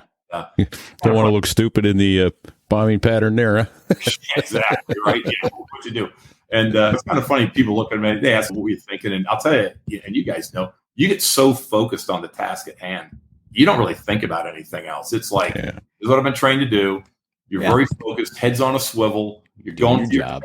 You're clearing the 6-year wing. You're looking for threats, timing, target acquisition, weapons, delivery parameters, all this stuff. You're consumed as a single seat attack pilot. You don't have time to be thinking about emotions and shit like that. You go into autopilot. And so some people ask you, weren't you scared? They're like, dude, you don't even think about that. Didn't have time to be scared. Yeah. Right? Stuff to do. One of the biggest motivators, you guys know this, it's like fear of failure. And it's like, I don't want to let anybody down. Don't want to let my buddies down. Yeah. If I let my wingman down, I don't call his missile. Repeat, right. You freaking nailed it, dude. Yeah. You don't want to let down your brother Marines. And this is our job. I don't want to let down my brother Marines. I don't want to let down the squadron, the Marine Corps, our freaking country. That's the only kind of fear, trepidation I had going in. Anyway, so we do a split attack, and I got the nerves, obviously, first combat mission. So when I pickle, push the bomb release button, I don't hold it down long enough. So I only drop 3 off. So knucklehead me. So Mongoose comes off, of course, probably a little more calm and cool than I was. So he gets all his weapons off, comes off the egress. I come off, and I'm checking his hits, come off, look back, got mine. Beeve and Lovey are coming in on their runs, and I I got one hung. And I wasn't sure. I thought, I said, that could be self-induced, and it was. So I actually just roll right in, back around behind Beeve. He's -4, and drop my. I think I know where this might be going, because -4 is usually the guy that takes it in the shorts. Yeah, I know. So I go around -5 now. Yeah, I got you, Beef. I was very focused on getting that off, but now I just got Pipper on target. So got a good hit on that one. I think the guys are mad. 1,000-pounders, that'll do some damage. Yeah. Anyway, so they all made 1 run. I made 2 runs. And then we egressed back out, feet wet. Mongoose is like, get out here. So we egress, join up, and then we got the gun. And we regroup, go right back in, and we each made 2 to 3 more runs until we were Winchester, empty on our 25 millimeter. Mongoose just said, let's go. Everybody pick a tube, an artillery tube. And we hit them, and we carry 300 rounds in the Harrier. You'll empty that gun in about 6 seconds. So we were always taught, remember, 1 second is about 50 round bursts. So 2 seconds is about 100 round burst. And so, and 100 rounds at 25 millimeter is going to do some damage to things. So we did that. And I'll tell you, this is where we probably got a little stupid, overly aggressive. We were like 1,000 feet strafing these guys.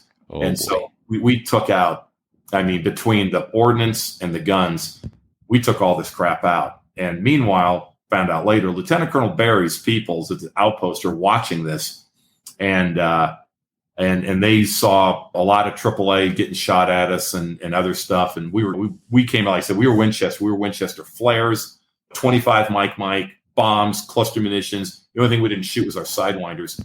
And Mongoose kind of like, hey, we've been here too long. Get out here, guys. And we egress back, feet wet, head south. And then just interesting point is on that mission, Lieutenant Colonel Barry actually wrote us up, and 3 people got DFCs off that mission because they carried some people later. And he said they were all bleeding from the nose and ears from the concussion of those 83s. He said they all stopped firing, and he said they were starting to get more accurate and walking their rounds on. And he said, and they didn't fire on us anymore after that. They were terrified, and they had found out later and so on. So they said, that's it. And anyway, Lieutenant Colonel Barry then became Colonel Barry, regimental commander, and he wrote us up and followed up on it to make sure we got that, because Strutt ran into him at CAX like a year or two later, and he asked about it, and the guy said, no. Strutt told him, he said, no, nobody ever got a DFC. What are you talking about? He goes, I wrote those guys up. So he followed up on it and told the story about how the A-10s left him high and dry, and how the Marine Harriers came in, and it was each squadron ended up launching division, but their guys watched all this, and so we felt pretty honored about that. Yeah, man, that's awesome. Jeez, we felt pretty cool about that. I mean, it was very, it's fulfilling, because you guys know our job is to support the grunts, and grunt writing us up for something like that, and it meant a lot to us. But it was, like I said, it was years later before it ever appeared for anybody. It just kind of all the mess. And to be honest, if he wasn't a regimental commander at the time, who knows what would have happened? But that guy, I mean, there's a testament to leadership, looking it up, following up on it, following through. Yeah, right. Right. What a great example of leadership by Colonel Barry. I never met the man. Strutt made him out at CAX and said, no, these are the guys, and told him all about it. And he said, well, I'm following up on that. And he wrote a letter to the Marine Corps Gazette and so on. And his little article, he talked all about that, and basically making the case of, this is why the Marine Corps has close air support, because the Air Force said, don't worry, we'll take care of it for you. And, not knocking any A-10 guys, is heroic guys out there and did a great job. But from an institutional perspective, they slapped ROE on these guys, which hamstrung them, and they can't violate their ROE, and they didn't. Yeah.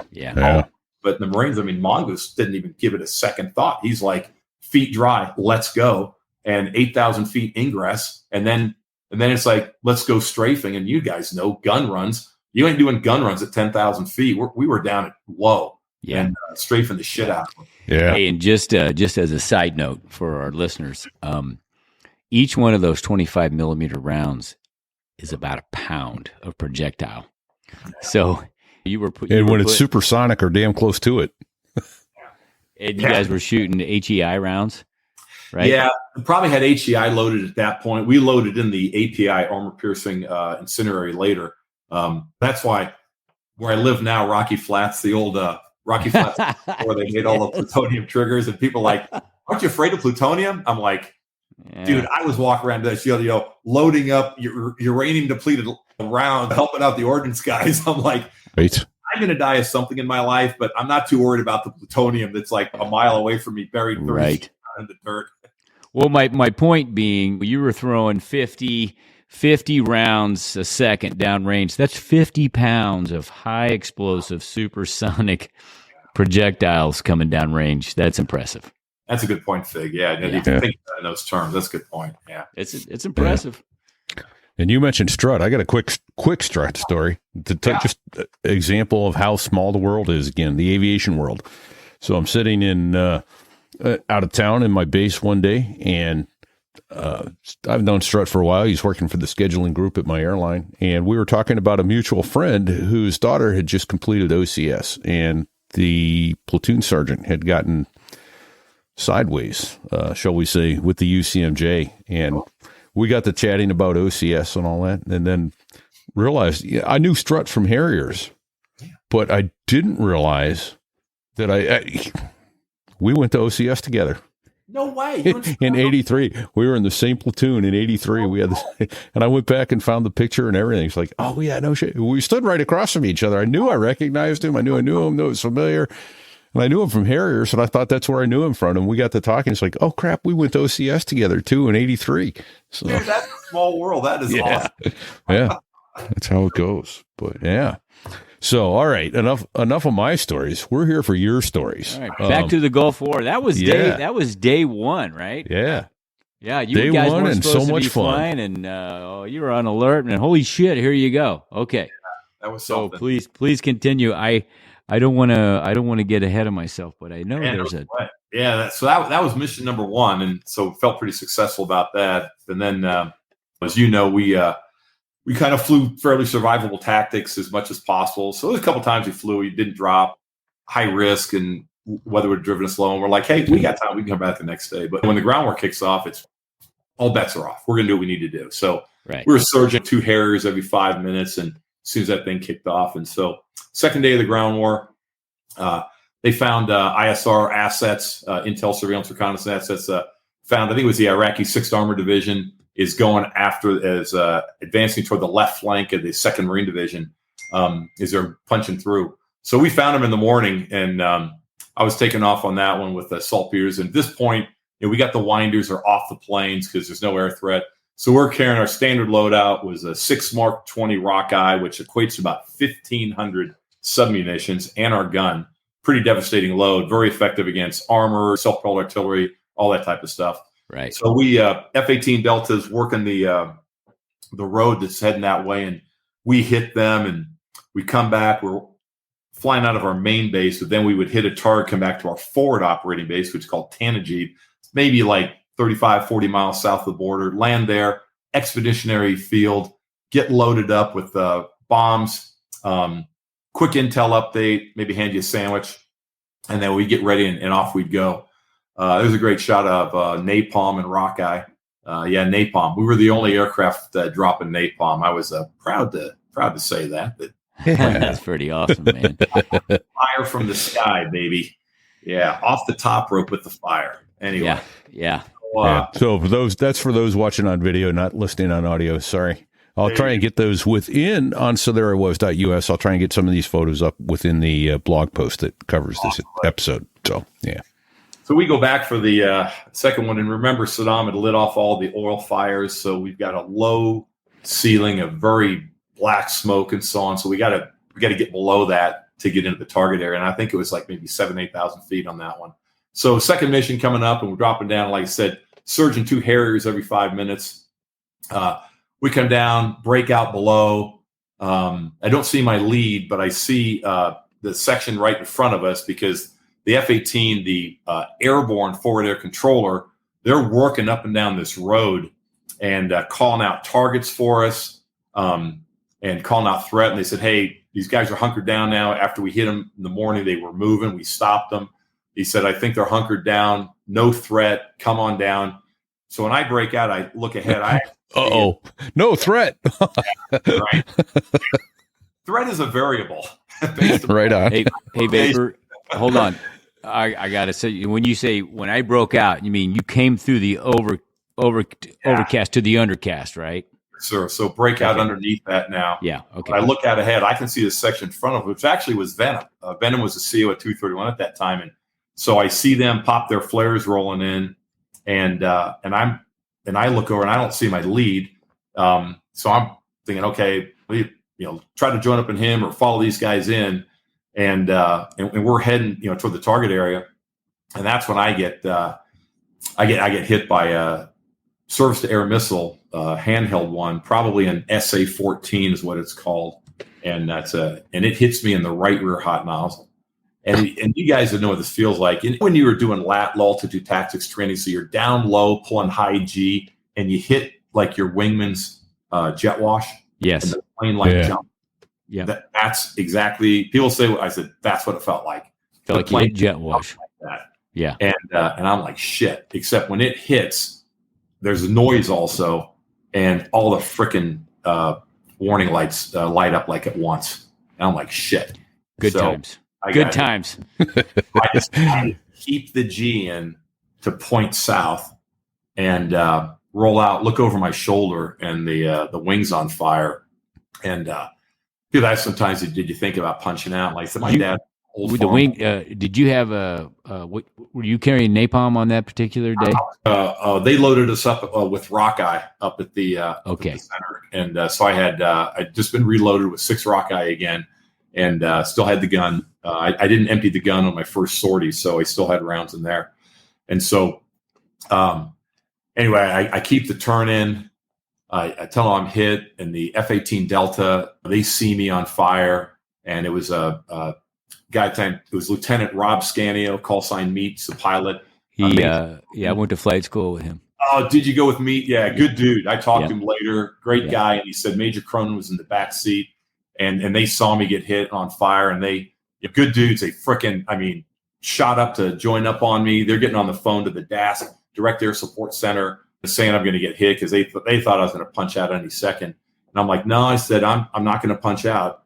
Old thing my dad taught me. We had a machine shop and stuff. And he said, this is a kid. I just remember he told me one time, liquid burns, vapor explodes. And I'm like, well, I'm just burning right now. It ain't going to explode. And I don't want to punch out over top of a division that we've been bombing the piss out of for about the last 2 or 3 hours. Right? They're not going to be happy to see. Well, actually, they are going to be happy to see you. You're not going to be happy to see them. How long are you going to be on that one? It's going to be a different type of gauntlet. And anyway. Left wing on fire. You didn't know this, right but wing. the left hot. Oh, right wing. So was it the right hot nozzle? Yeah, right rear hot nozzle is a big piece of titanium, very strong, which actually contained a lot of the blast. Which was good. So the plane's flying, and you just kind of go back to your basics. What do I need to fly? An engine and hydraulic system, because hydraulics runs on flight controls. And I'm like, so people say, what did you lose? I go, I didn't care what I lost. I always worried about what I had. And at the time, I had an engine. Hydraulics were still lasting, even though I had the warning lights and stuff.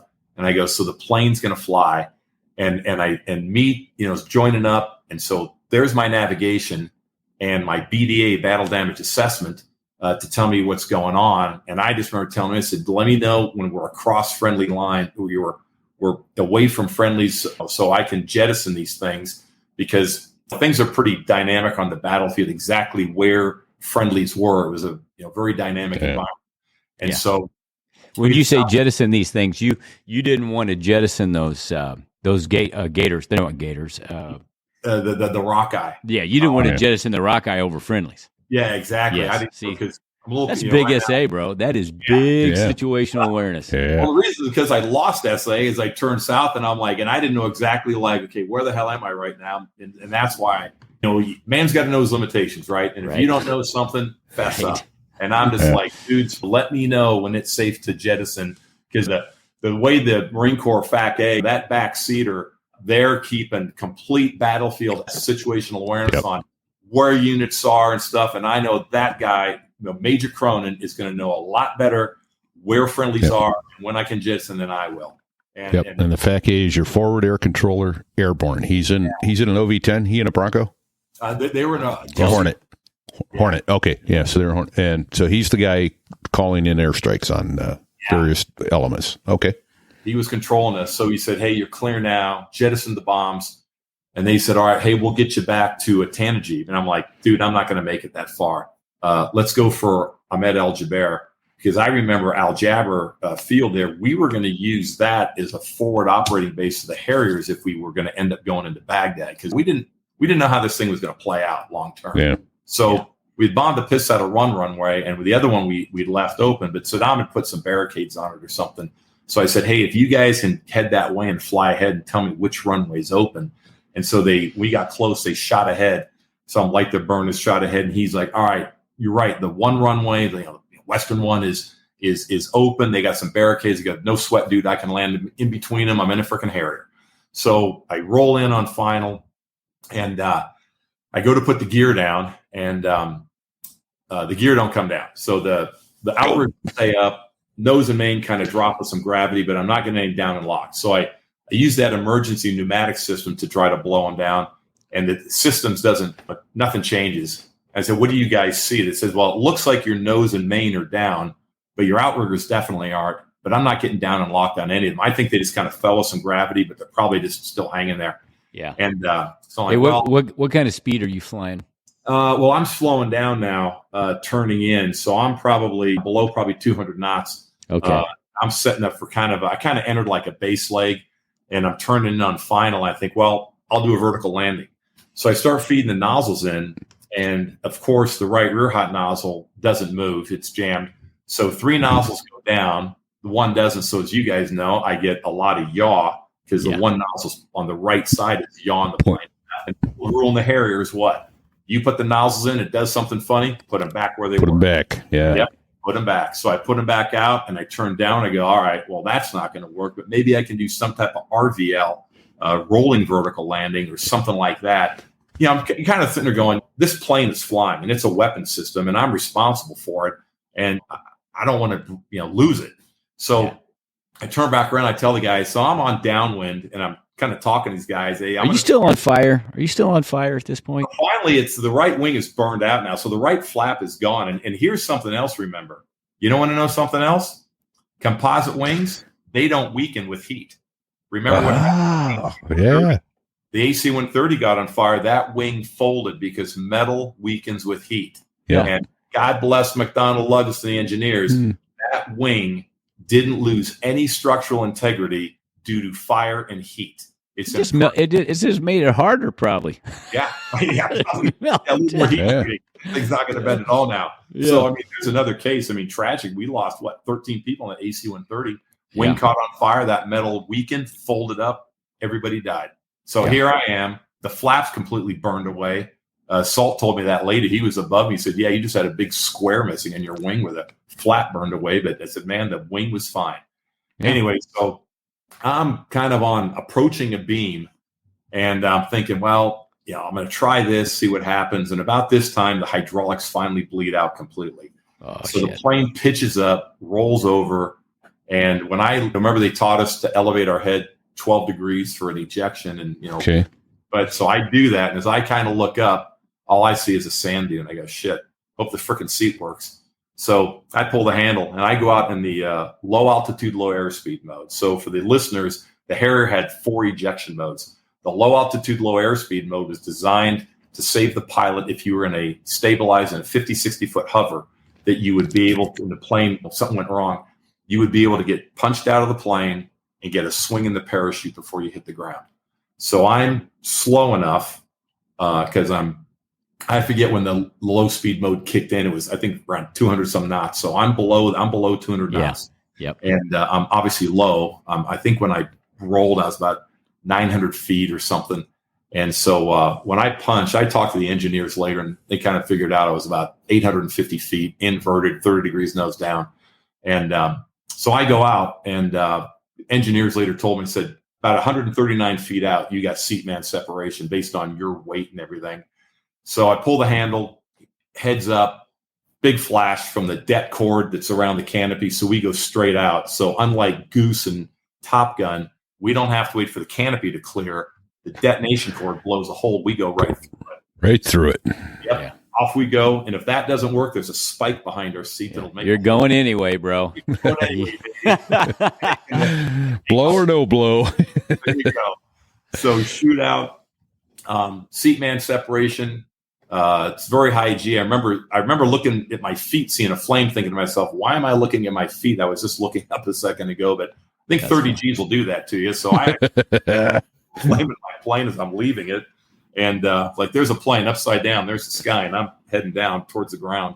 That's seat crazy. man separation. And then, of course, flying through the air, and the spreader gun goes off to spread the parachute. And that was probably one of the most violent things, because now you're going that way, 150 miles an hour, and the parachute suddenly opens, and man, that snaps the shit out of you. So I hit, now I'm going spinning sideways, going around, and as I'm kind of spinning, kind of out of control, I actually see the plane hit, and I see this explosion. I go, there's my freaking plane hitting, which at least gave me SA, because I'm like, okay, the runway's to my east, the plane is to the south, because I was trying to land kind of to the north. And I'm like, that's the way I want to go. And anyway, so I stopped, kind of stabilized there, and go through I remember IROC, inflate your raft. It was the acronym we learned when we went out. Right. So, Yeah. Check the canopy, release your raft, do your options, make sure your canopy is okay, and so on. But the options are like visor down, mask on or off, gloves on or off, that type of stuff. And I don't have a lot of time to do the options. But I just make sure the canopy's good. I look down and go, shit, here comes the ground. So eyes on the horizon. Shit, they taught you. And I tell you what, man, but training is amazing. You guys remember we're sitting in Pensacola going through AI, and they had us jumping off the thing and landing on the wrestling mats and rolling. Doing the PLS. I'm telling you, that shit went through my mind. And I'm like, look at the horizon, point your toes, bend your knees. Isn't that funny? Yeah. Just training, baby. Yeah. Training. I think back to, real quick to interrupt, sorry. I think back to our show with Tammy Jo, Bonnie. And she's the one that did Southwest 1380 when the engine exploded and the woman got sucked halfway out and was killed, sadly. And it turned out that airplane was a whole lot less controllable. It wasn't just a single engine recovery. It was bad. Well worth listening to her, how she got that. But she said that very thing. She goes, adrenaline doesn't give you super knowledge for no apparent reason, but it gives you an amazing recall. Absolutely right. And I was like, wow, okay. And you get time compression too, which I'll talk about in a second. Yeah. So you go through this stuff, and it comes back like yesterday. And so when I hit the wind, I'm sitting going, okay, this is good. The wind's blowing me sideways. I'm going to roll. This is going to work out just fine. And right above the ground, wind shift, and I turn, and I'm going nose on. And I'm like, oh, this is going to hurt. Oh, so boy. kind of pull my knees a little higher, grab the risers, and as right as my feet hit, I pull as hard as I can and try to twist to land on my side. And I just plow into the freaking ground. Luckily, it was sand. And oh, man. now, remember when they threw us in the pool in Pensacola? Yes. And I'm guessing it wasn't nice and cool and relaxing like the pool in Pensacola. Just a guess. Pull on one of the risers and it flips you over. Yes. Dude, the pool went right back in my brain. I pulled on the riser, flipped me onto my back, and I reached up, grabbed the coke fittings, and popped them. And man, yeah, because you're getting drugged. You're getting drugged across the ground. Yes. Yeah. So then I just lay there for a second, and it's an interesting change because one moment, King Kong in the most advanced aerospace technology mankind has produced. Yeah, man. Right outside that canopy, it's 1 million BC.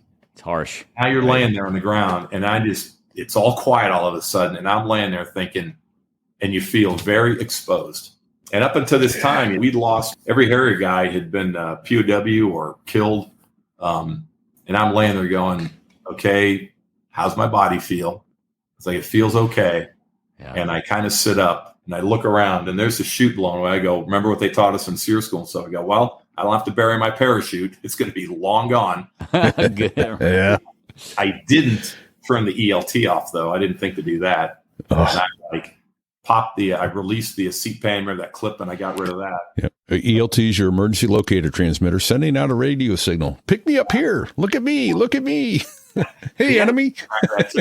Yeah. So I just think, well, I got to get moving. And I sit up, and I'm kind of by the infantry trenches, which were by the airfield. So I pull out my trusty Glock, and I run over and jump into a trench and be like, why are you carrying a Glock 17? And if you guys remember the Beretta 92s were all breaking. Right. Yeah. So we were authorized to carry anything we wanted. And I went online, did a little research, and read about this new Austrian gun that looks like it's pretty reliable, shoots in the mud. Remember, it was the plastic gun. But I'm like, what? I think this thing's going to be pretty good for me. And it only weighs, you only got 5 pounds of survival gear. So Glock 17 with a spare magazine is 2.5 pounds. I go, well, I got 34 rounds and weighs 2.5 pounds. Give me 200 pounds of other crap. So anyway, jump in the trench. So I do my little best World War I imitation to clear a trench. There's no one in it. Well, that worked out well. And I get on the radio now, and I call the F-18 Delta because we're on on guard 243. Then we switch over to the rescue, and I tell them, hey, they're like, how you doing? I go, hey, I'm here. I'm going to start feeding south. So let's get the search and rescue going. They said, good luck. I'm like, Semper Fi, off I go. We're all counting on you. Yeah. I jump out and I look around, and I made my way south. And of course, what's in front of infantry trenches? The barbed wire. Sure. And so run the barbed wire, and I'm like, all right, I got to get through this. But what's going to be in front of the barbed wire? Minefield. Yes. So is that a problem? Yeah. So I kind of make my way through the concertina wire. I get through that, and I go, well, this is where the freaking minefield is. And I'm looking around, and you can see the anti-tank mines. They just kind of threw those on the ground. They were pretty big. And I can see a couple. And remember the anti-person mines had those like 3 little fingers picking up? Yeah. Yes. I saw 1 or 2 of those. I go, okay, shit, I got to find my way. So I literally am just walking along like the front of the concertina wire, barbed wire. And dude, what do I run into? A piece of white tape heading out. And I go, son of a bitch, that's engineer tape. And as we know, because every Marine's an infantry officer. Yes, that's engineer guys lay that tape, they put in a minefield, and they walk up and down that. And I go, son of a bitch, that's my path out of here. And I get on this. And it also goes through my mind to go, this tape looks kind of new. And so anyway, I go, fuck it. I'm walking on this thing. And I head out on this freaking tape. I'm going, I'm having this vision of like being freaking Rifleman Doyle here with his LLMA and going through, with my bayonet looking for damn, things trying to crawl my way out of this thing. And I'm like, son of a bitch, off I go. So I get through this thing and I run to the end of it and I keep going a little further. I look around and it doesn't look like this soil's been moved. I go, God damn, I'm through the goddamn minefield. And so things are going well for me at this point. Sure. And luck changes at points. Anyway, I keep heading south and I see some personnel down there and I get back on the radio. Tanker and Salter back, the F-18 and Salter back at the tanker. I say, hey, man, I've made my way south a ways. Can you guys come back? I got personnel and vehicle to my south. And I don't recognize them because here's why I didn't recognize them. They were wearing the mop gear from European Command, so it was green. So they got like green legs and legs, but they got the tan vest because they got the desert. And I'm looking at the uniform as that. Right. And so these guys come back. So I kind of lay low. They come back out of the tanker. They overfly and they kind of know where I'm at. And you think you've gone 2 miles, which is a long ways. But from a guy in the air, that's like this far. Right. And so they go back to the air. And they overfly it, scared the shit out of these guys, by the way. And they saw the inverted V on a Humvee. And they said, those guys are friendlies. Make your way to them. So I found out later this was the patrol from one of the task forces of the Marines that was coming up behind. They had already blown through this. So that actually was Marine engineer tape. And one of the Army units had shot through going deep. And this was like the infantry that was coming up to secure the flanks. And they were coming up looking for the breaching area. And they had seen a plane crash and that their platoon commander said, hey, keep an eye out. Maybe the pilot got out. So I'm out there and I see this guy run. So I take the camouflage off my helmet. So now I got the white reflective tape and I wave it and I yell, U.S. Marine. Sure enough, freaking Lance Colby comes running up, huffing and puffing in mop level 3. And poor bastard. You're out there in a flight suit with your helmet off and he's in mop gear. Mop gear is oriented protective posture. So that's gear. And level 3 is everything except your mask. So the it's like wearing a Glad bag. It's horrible. Charcoal filtered coveralls, man. It's horrible. Yeah. Big old Marine, and he's the SAW gunner, the squad automatic weapon gun, which is heavy. And he runs up and I tell him, he's, hey, sir, we were looking for you. They told us to look out for you. And I said, well, here we are. And he goes, we start talking, he goes, we got to get out of here. That airfield is full of Iraqis. We bypassed them. I'm like, got it. I'm following you. So Hold on. I think you just glossed over something there. What airfield? The airfield that you try to land at? Yeah, exactly. The airfield that you ejected over? Yes. The one that you ran through the trench, clearing the trench? That airfield? Are we talking about that one, Vapor? They draw the nice little line like, here's the forward line of troops. But that's just where the front line looked more like that, not like that. Yeah, some more like fingers than a line. Yeah. Yeah. Okay. So anyway, I'm like, maybe good I didn't end up there. So I get with this Humvee and we drive south. I think it was Task Force Shepherd, and they're standing there waiting for the orders to kick off. And so I, meet the CO standing there and the OPSO and Intel guy and says, hey, can you give us an update? And I'm like, yeah. I said, you head up that way. And I told him what was up in front of them and gave him a good assessment of what was up there and what it looked like. And then 2 Hueys come in and land, and they were issuing orders by courier. They weren't, I don't know why they weren't doing it on a radio. Maybe they thought they'd be intercepted. So 2 Hueys land, give them their orders. They pack up and they're like, hey, you want to go with us? And I'm like, I'm the only dude here, not in mop level 3. They're joking with me, obviously. And good luck, skipper, and off we go. And so they take off and I look at the Huey guys and they said, hey, we called the DASC. They'll get someone up here to come pick you up. So I just go sit down and hang out with the 2 Huey guys. And that's when it first kind of hit me when I stopped moving that I think the adrenaline finally stopped. And then I realized, man, I'm pretty freaking sore. That was my next question, though. This whole time, I'm like, what? Nobody gets through an ejection without some kind of injury. I had later on found I had compression fractures in L3 and L4. remember the torso harness buckle. That felt like somebody just took a baseball bat and punched me in the sternum. You ever hear your sternum? It hurts to breathe because your sternum. Oh, yeah. Yeah. And I'm kind of taller, and so I pushed my feet out when I ejected. So the tops of my feet caught the forward part of the canopy. So my feet are now starting to like shit. These things ache, and I'm like, I hope I didn't break a bone in those things.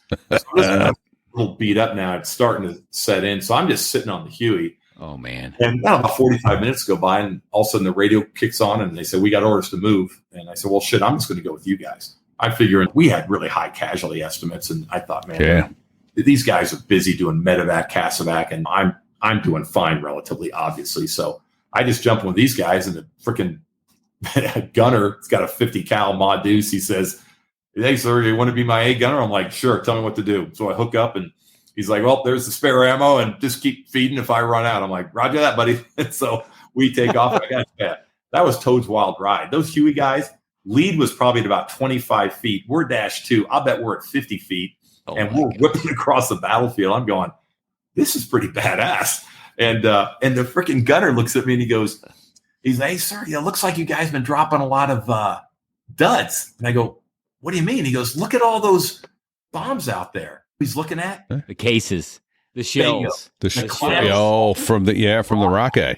And I'm like, dude, I go, that's clamshells from Rockeye. And he goes, they're all over the place. And I tell you, dudes, every time we flew by a revetment with arty or tanks, there was Rockeye there. No shit. Every trench we went by, black marks on the ground from the napalm.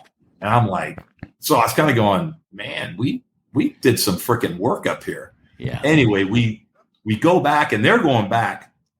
These guys are General Myatt's like freaking helos. And General Myatt is the CG of 1st Mardiv. And so we go land back at the combat post, which is by the Bergen oil fields. And we land there. And as we land, I'm looking out, and I'm seeing all these freaking APCs, armored personnel carriers, Iraqi ones, on like a dozen of them. And we land. I go, what the frick happened here? And the gunner said, oh, yeah, they'd been attacked earlier that day. And some Cobras and had lit them up. And I think they had some LAVs with tows, a tube launched optically tracked weapon. It's an anti-tank weapon. And they lit these dudes up. I mean, it was at least a dozen. And so I'm going, shit. So we land there, and I'm sitting there, and these guys run off to do their thing. And so I'm just kind of sitting in the Huey kind of going, God, like I said, starting to feel a little achy. And anyway, this one guy walks by me, and he looks at me, and goes, what are you doing? Because like I said, I'm in a G suit and torso harness, carrying my helmet, and everybody is in MOP level 3 with an infantry helmet. Yeah. And now I'm standing there, and the guy comes up to me, and no shit, he's the division air officer. And I don't remember his name, but he's a colonel. And he says, what are you doing here? And I said, well, these guys picked me up. I'm a Harrier pilot, Mag 13 forward, flying out of here. We're doing some missions. And I told him what I was doing. And so we talked a little bit. He does. He looks at me and he says, come with me. You need to meet the general. And I'm sitting there thinking, Captain Numbnuts here, who just got his ass shot down because he's a freaking knucklehead. And you want me to go talk to the commanding general of the division in the middle of freaking combat? And I'm like, what? And he just says, he goes, the general needs to see you. And I'm like, okay. Later on, when you have a moment to reflect, you thought the strategic level this guy was thinking at. Anyway, so marches me up, and there's that AAV, that amphibious assault vehicle, command and control with all the antennas sticking out of it. Yes. A makeshift table. And I look, and I see the old guy, the old gray-haired guy, and I'm like, that's got to be him. 2 phones in his ears. In the chaos of battle, there's organization to it. I mean, right? Talking, barking orders, people are coming and going. And the division officer holds me, and he's waiting for a break. He goes, okay, now. And he walks up when things kind of calm, when he takes one phone out of his ear. He goes, General, he goes, I want you to meet a Harrier pilot. And he turns and looks at me. And at that point, I had a realization that he's not looking at vapor. He's looking at a Marine jet pilot. And at that point, I represent every flyboy he's ever run into in an O Club his entire career.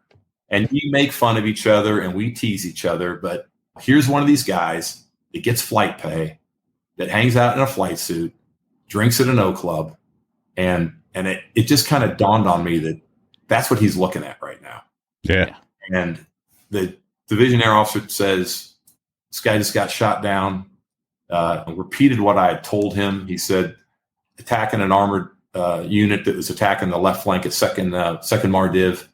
And when we just picked him up, and he's like, he looks at me and he goes, how you doing? And I'm thinking, how am I doing? What do you? How you doing? To the commanding general of a Marine infantry division in the middle of combat, who obviously had just fought off a counterattack of armed personnel carriers at his command post, and he didn't evacuate. And I'm like, am I going to look at this guy and say, oh, my pussy hurts, and could you get to the freaking hospital? My foot sore. My foot sore, General. Or how many Marines have you lost this morning is what's going through my mind. And this kind of hits me. I have a little this epiphany. And he's looking at me with very intense eyes. And I just told him, I said, I'm doing good. I'm grateful to your Marines that picked me up. And I said, and we're doing our best to support you. And he said, yeah. He said, you guys are doing good work. And he said, and he made a comment like my casualties are low, or he made a comment he's made a comment like we're ahead of schedule, or the operation's ahead of schedule. It's going well. You guys are doing, and he was maybe favorable to us. And I found out later, I actually looked this up later, that his division got hit on 42 times by Iraqi artillery. 28 times their counter battery artillery took out the Iraqis. The other 14 times it was Harriers that took out the artillery that was hitting his units. Nice. I'll bet he already knew that at that time. And so he looks at me and he goes, well, we kind of talk about it. And he's thanking me. Here's a 2-star freaking general, dumb shit captain. And he's thanking me for what we're doing. He says, what can I do for you? And I'm thinking, tall redhead. there's only one answer here. And you guys know, I mean, any other Harry guy would have said the same thing. I said, sir, if you get me back to my base, I can get back in a Harrier and I can get back to work supporting you. And he just gave me this look, put out his hand, vice grip, said, then Skipper, we're going to get you back to your base. And he looks, while he's holding my hand in his death grip, he looks at the Huey guys and he says, you get him back to his base so he can get back in a Harrier. And he looks back at me and says, Semper Fi. He says, I'm kind of busy now. No shit. Shit hot. That is outstanding. And I'm telling you, he didn't hit me then. Years later, you look back when you're a little more senior and you have that time for reflection. I just thought to myself, this is that bond. This is why. This is what is the Marine bond. Yeah. Yeah. And it's like he looked at me and thought, and that division air officer dragging me up there to say he needs to see that there's a jet jock who just got shot down trying to protect his Marines and support him. And when I said, we need to fly so I can support you, that's what we exist for. Yeah. His Huey guys. I mean, because when I got to the Huey guys, I go, what are we going to do? And he said, you heard the general. We're getting you back to your base. And I'm like, son of a bitch. Yeah. And anyway, in that moment, like I said, I look back on that later and I thought, 2-star general. I said, I'll bet he said, I met this Harrier guy and he got shot down supporting us. This is why we have fucking Marine Air. This is why we're not going to rely on other people, because these guys are going to do what it takes. And you guys know, there's not a Harrier pilot out there that wouldn't have said the same thing and done the same thing. And that's what makes us special with that air ground team. And I'm just like, holy crap. So the Huey guys, like, get in, let's go. And they fly me back to Lonesome Dove, which was their forward base, aptly named. And then I hop a 53 ride, CH-53 helicopter ride back to Tanagy, because that was their main base and the Harrier forward base. It's nighttime now. It's been a long day. They dropped me off the southern end where they're at. Harry's up in the northern end. So I can't see. Everything's darked out because it's, worried about Scud missiles and shit like that. So everything's blacked out. So I'm walking up the AM2 matting with what they built the runway out of. I'm walking along, kind of tired, sore, and I hear like the clacking when you drive on that stuff, how that it clacks. Yeah, Right. Clacking, and I turn around and I hear an engine, and I jump off the damn runway right as this freaking Humvee whips by me, obviously lights out. I'm thinking, son of a bitch. Yeah, wouldn't that be something? Yeah. Just Survive getting shot down only to get run over by a damn Humvee. Dude, exactly. I'm like, we're going to go, how the frick did Vapor's body get here? yeah. And that chicken shit, he was hiding out here, got hit by a freaking Humvee, circling right. I go, I'm not getting back on that damn runway. So I walk through the stand up the way, get to maintenance control. I'm like, hey, man, good to see you. Sorry, I broke your jet. Yeah, sorry about that. Yeah. Don't do it again. Anyway, Jet. Hey, you go into maintenance control. Your jet's down. Yeah. Hey, that jet's down, bro. I can tell you where it's at, but I don't. It's going to need some serious work. So anyway, I sleep there that night, and they had some Scud missile launch. He come with, sir, we got to go to MOP level 3, and it ain't bravado. I was just freaking tired. I look at the guy, I'm like, dude, I go, it's my number at this point. Yeah. My number's up. I'm like, I'm really tired. And they're like, he's so brave. I'm not freaking brave. I was just lazy and tired. So the next morning, wake up, hop in a pickup truck, making a parts run back to King Abdulaziz. Speaking of parts. Yeah, head down there, and I get back to the main base, go to maintenance control there, and I'm back, and nice welcome home.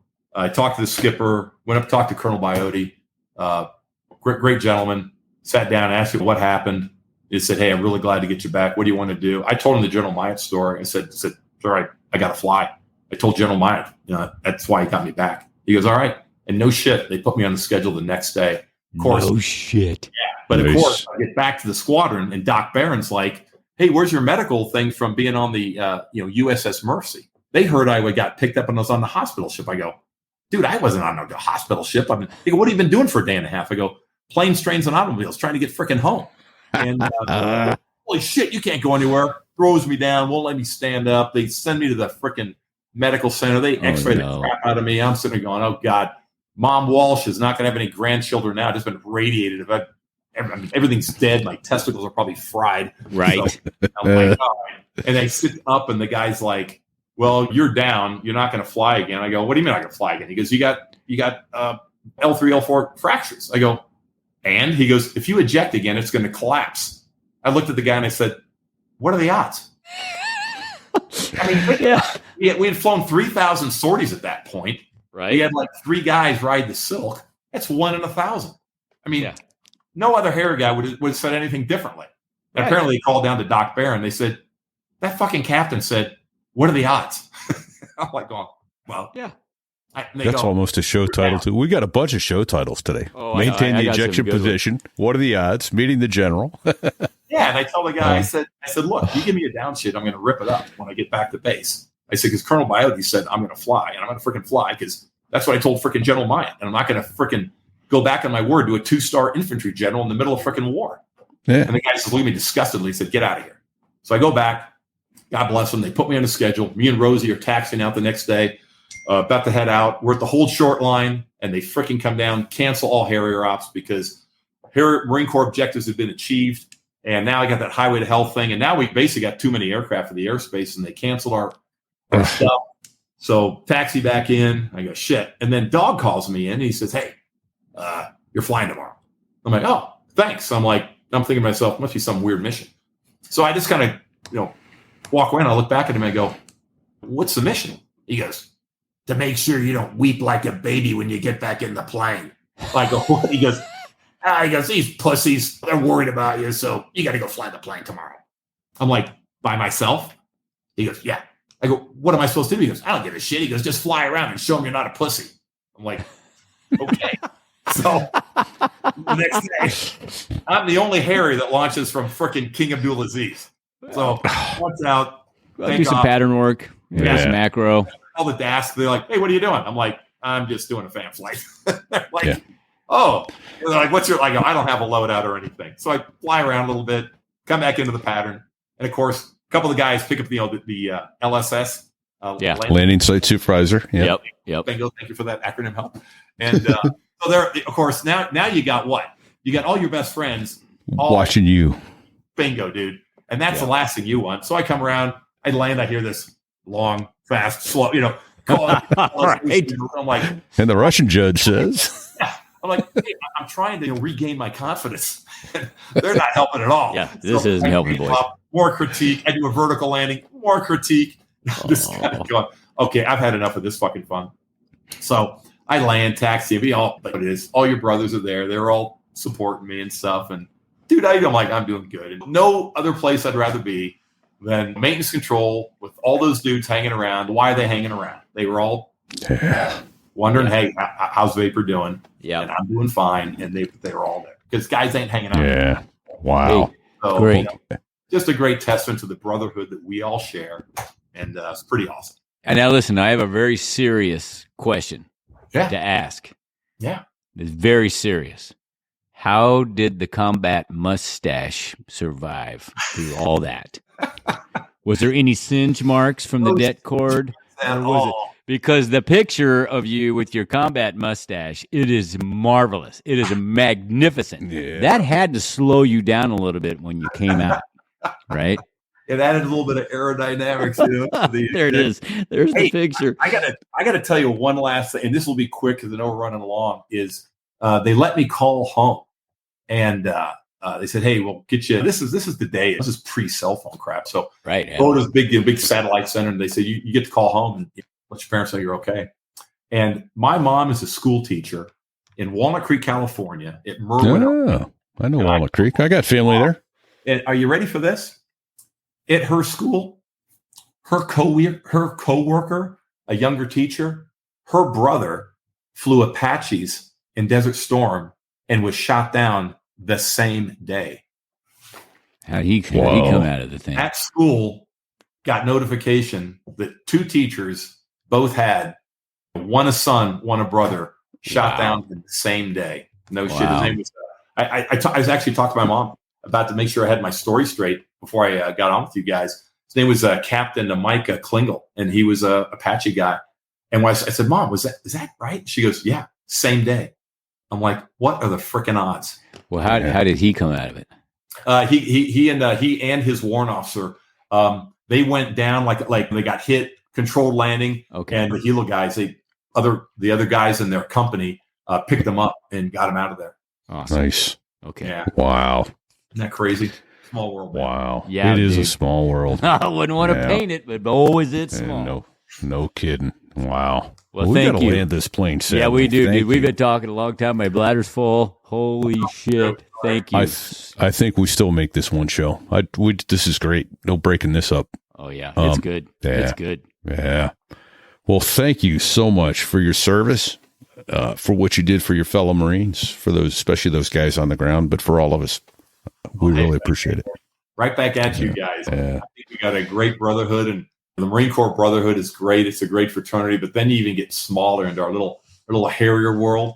And the great, we've all known each other now for, obviously we separate, come back together, but shit, the Harrier reunion was a great time. Oh, yeah. We're sitting there in the airport, and my fiance, Lisa Brown, great lady, and I brought her out there for it. And we were sitting there with Fig in the freaking airport as we were, Good times, buddy. Great reconnecting with you guys. And man, I love your podcast. I love the Lawman one. Yeah.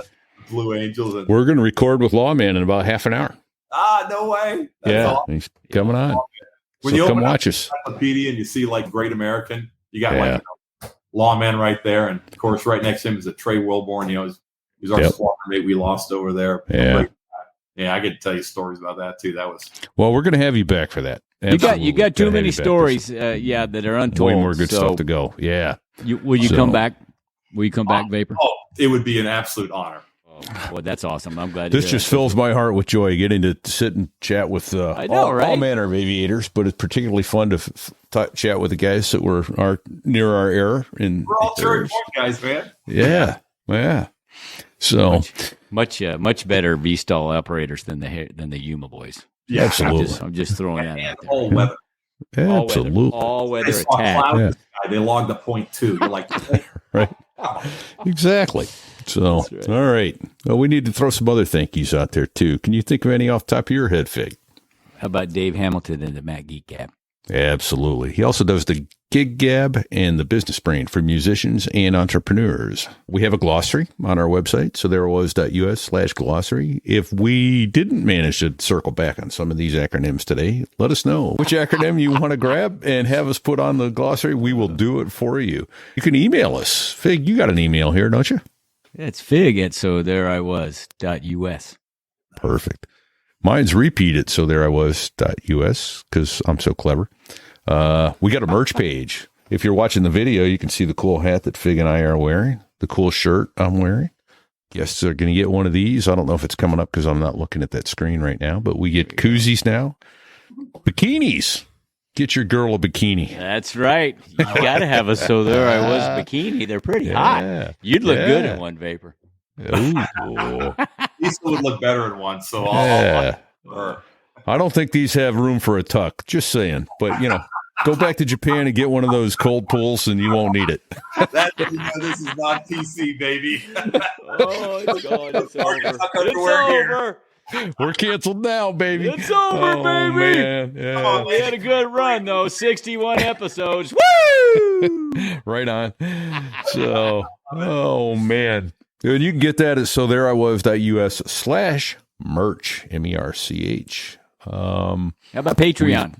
Patreon. We got some new pilots on Patreon. We do. What are their names? Let's see. Hawktard, a.k.a. Adam, and Chris Blaine. Thank you, gentlemen. Thanks for stepping up and throwing some fuel in the engine to help keep that engine running for us. We really, really appreciate that. We can't tell you how much we appreciate it. I'm thinking there may be one or two other people. Two? What's the word for two in Spanish? I think, I'm not real good, but dos comes to mind. And I think what you're talking about is what I'm hearing in my ears. That's the two F-16 pilots that make the Air Force sound good. They do indeed. Dos gringos. And thank you to those gentlemen for coming on our show and for allowing us to use their music for our show. It is truly an honor, and we appreciate your service, gentlemen. Thank you very much. If you haven't heard the Dos Gringos, go out and get some of their music on Amazon or Spotify. It's a lot of fun, especially if you've flown any military aircraft. Their songs will come back to you and make you howl. Howl. Absolutely.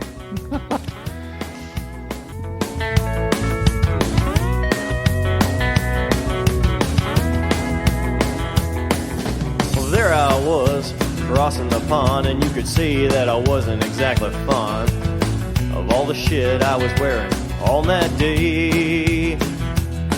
Now an F-16 is cramped enough, but it's even worse with all that stuff supposed to save your life. But we knew there was no way.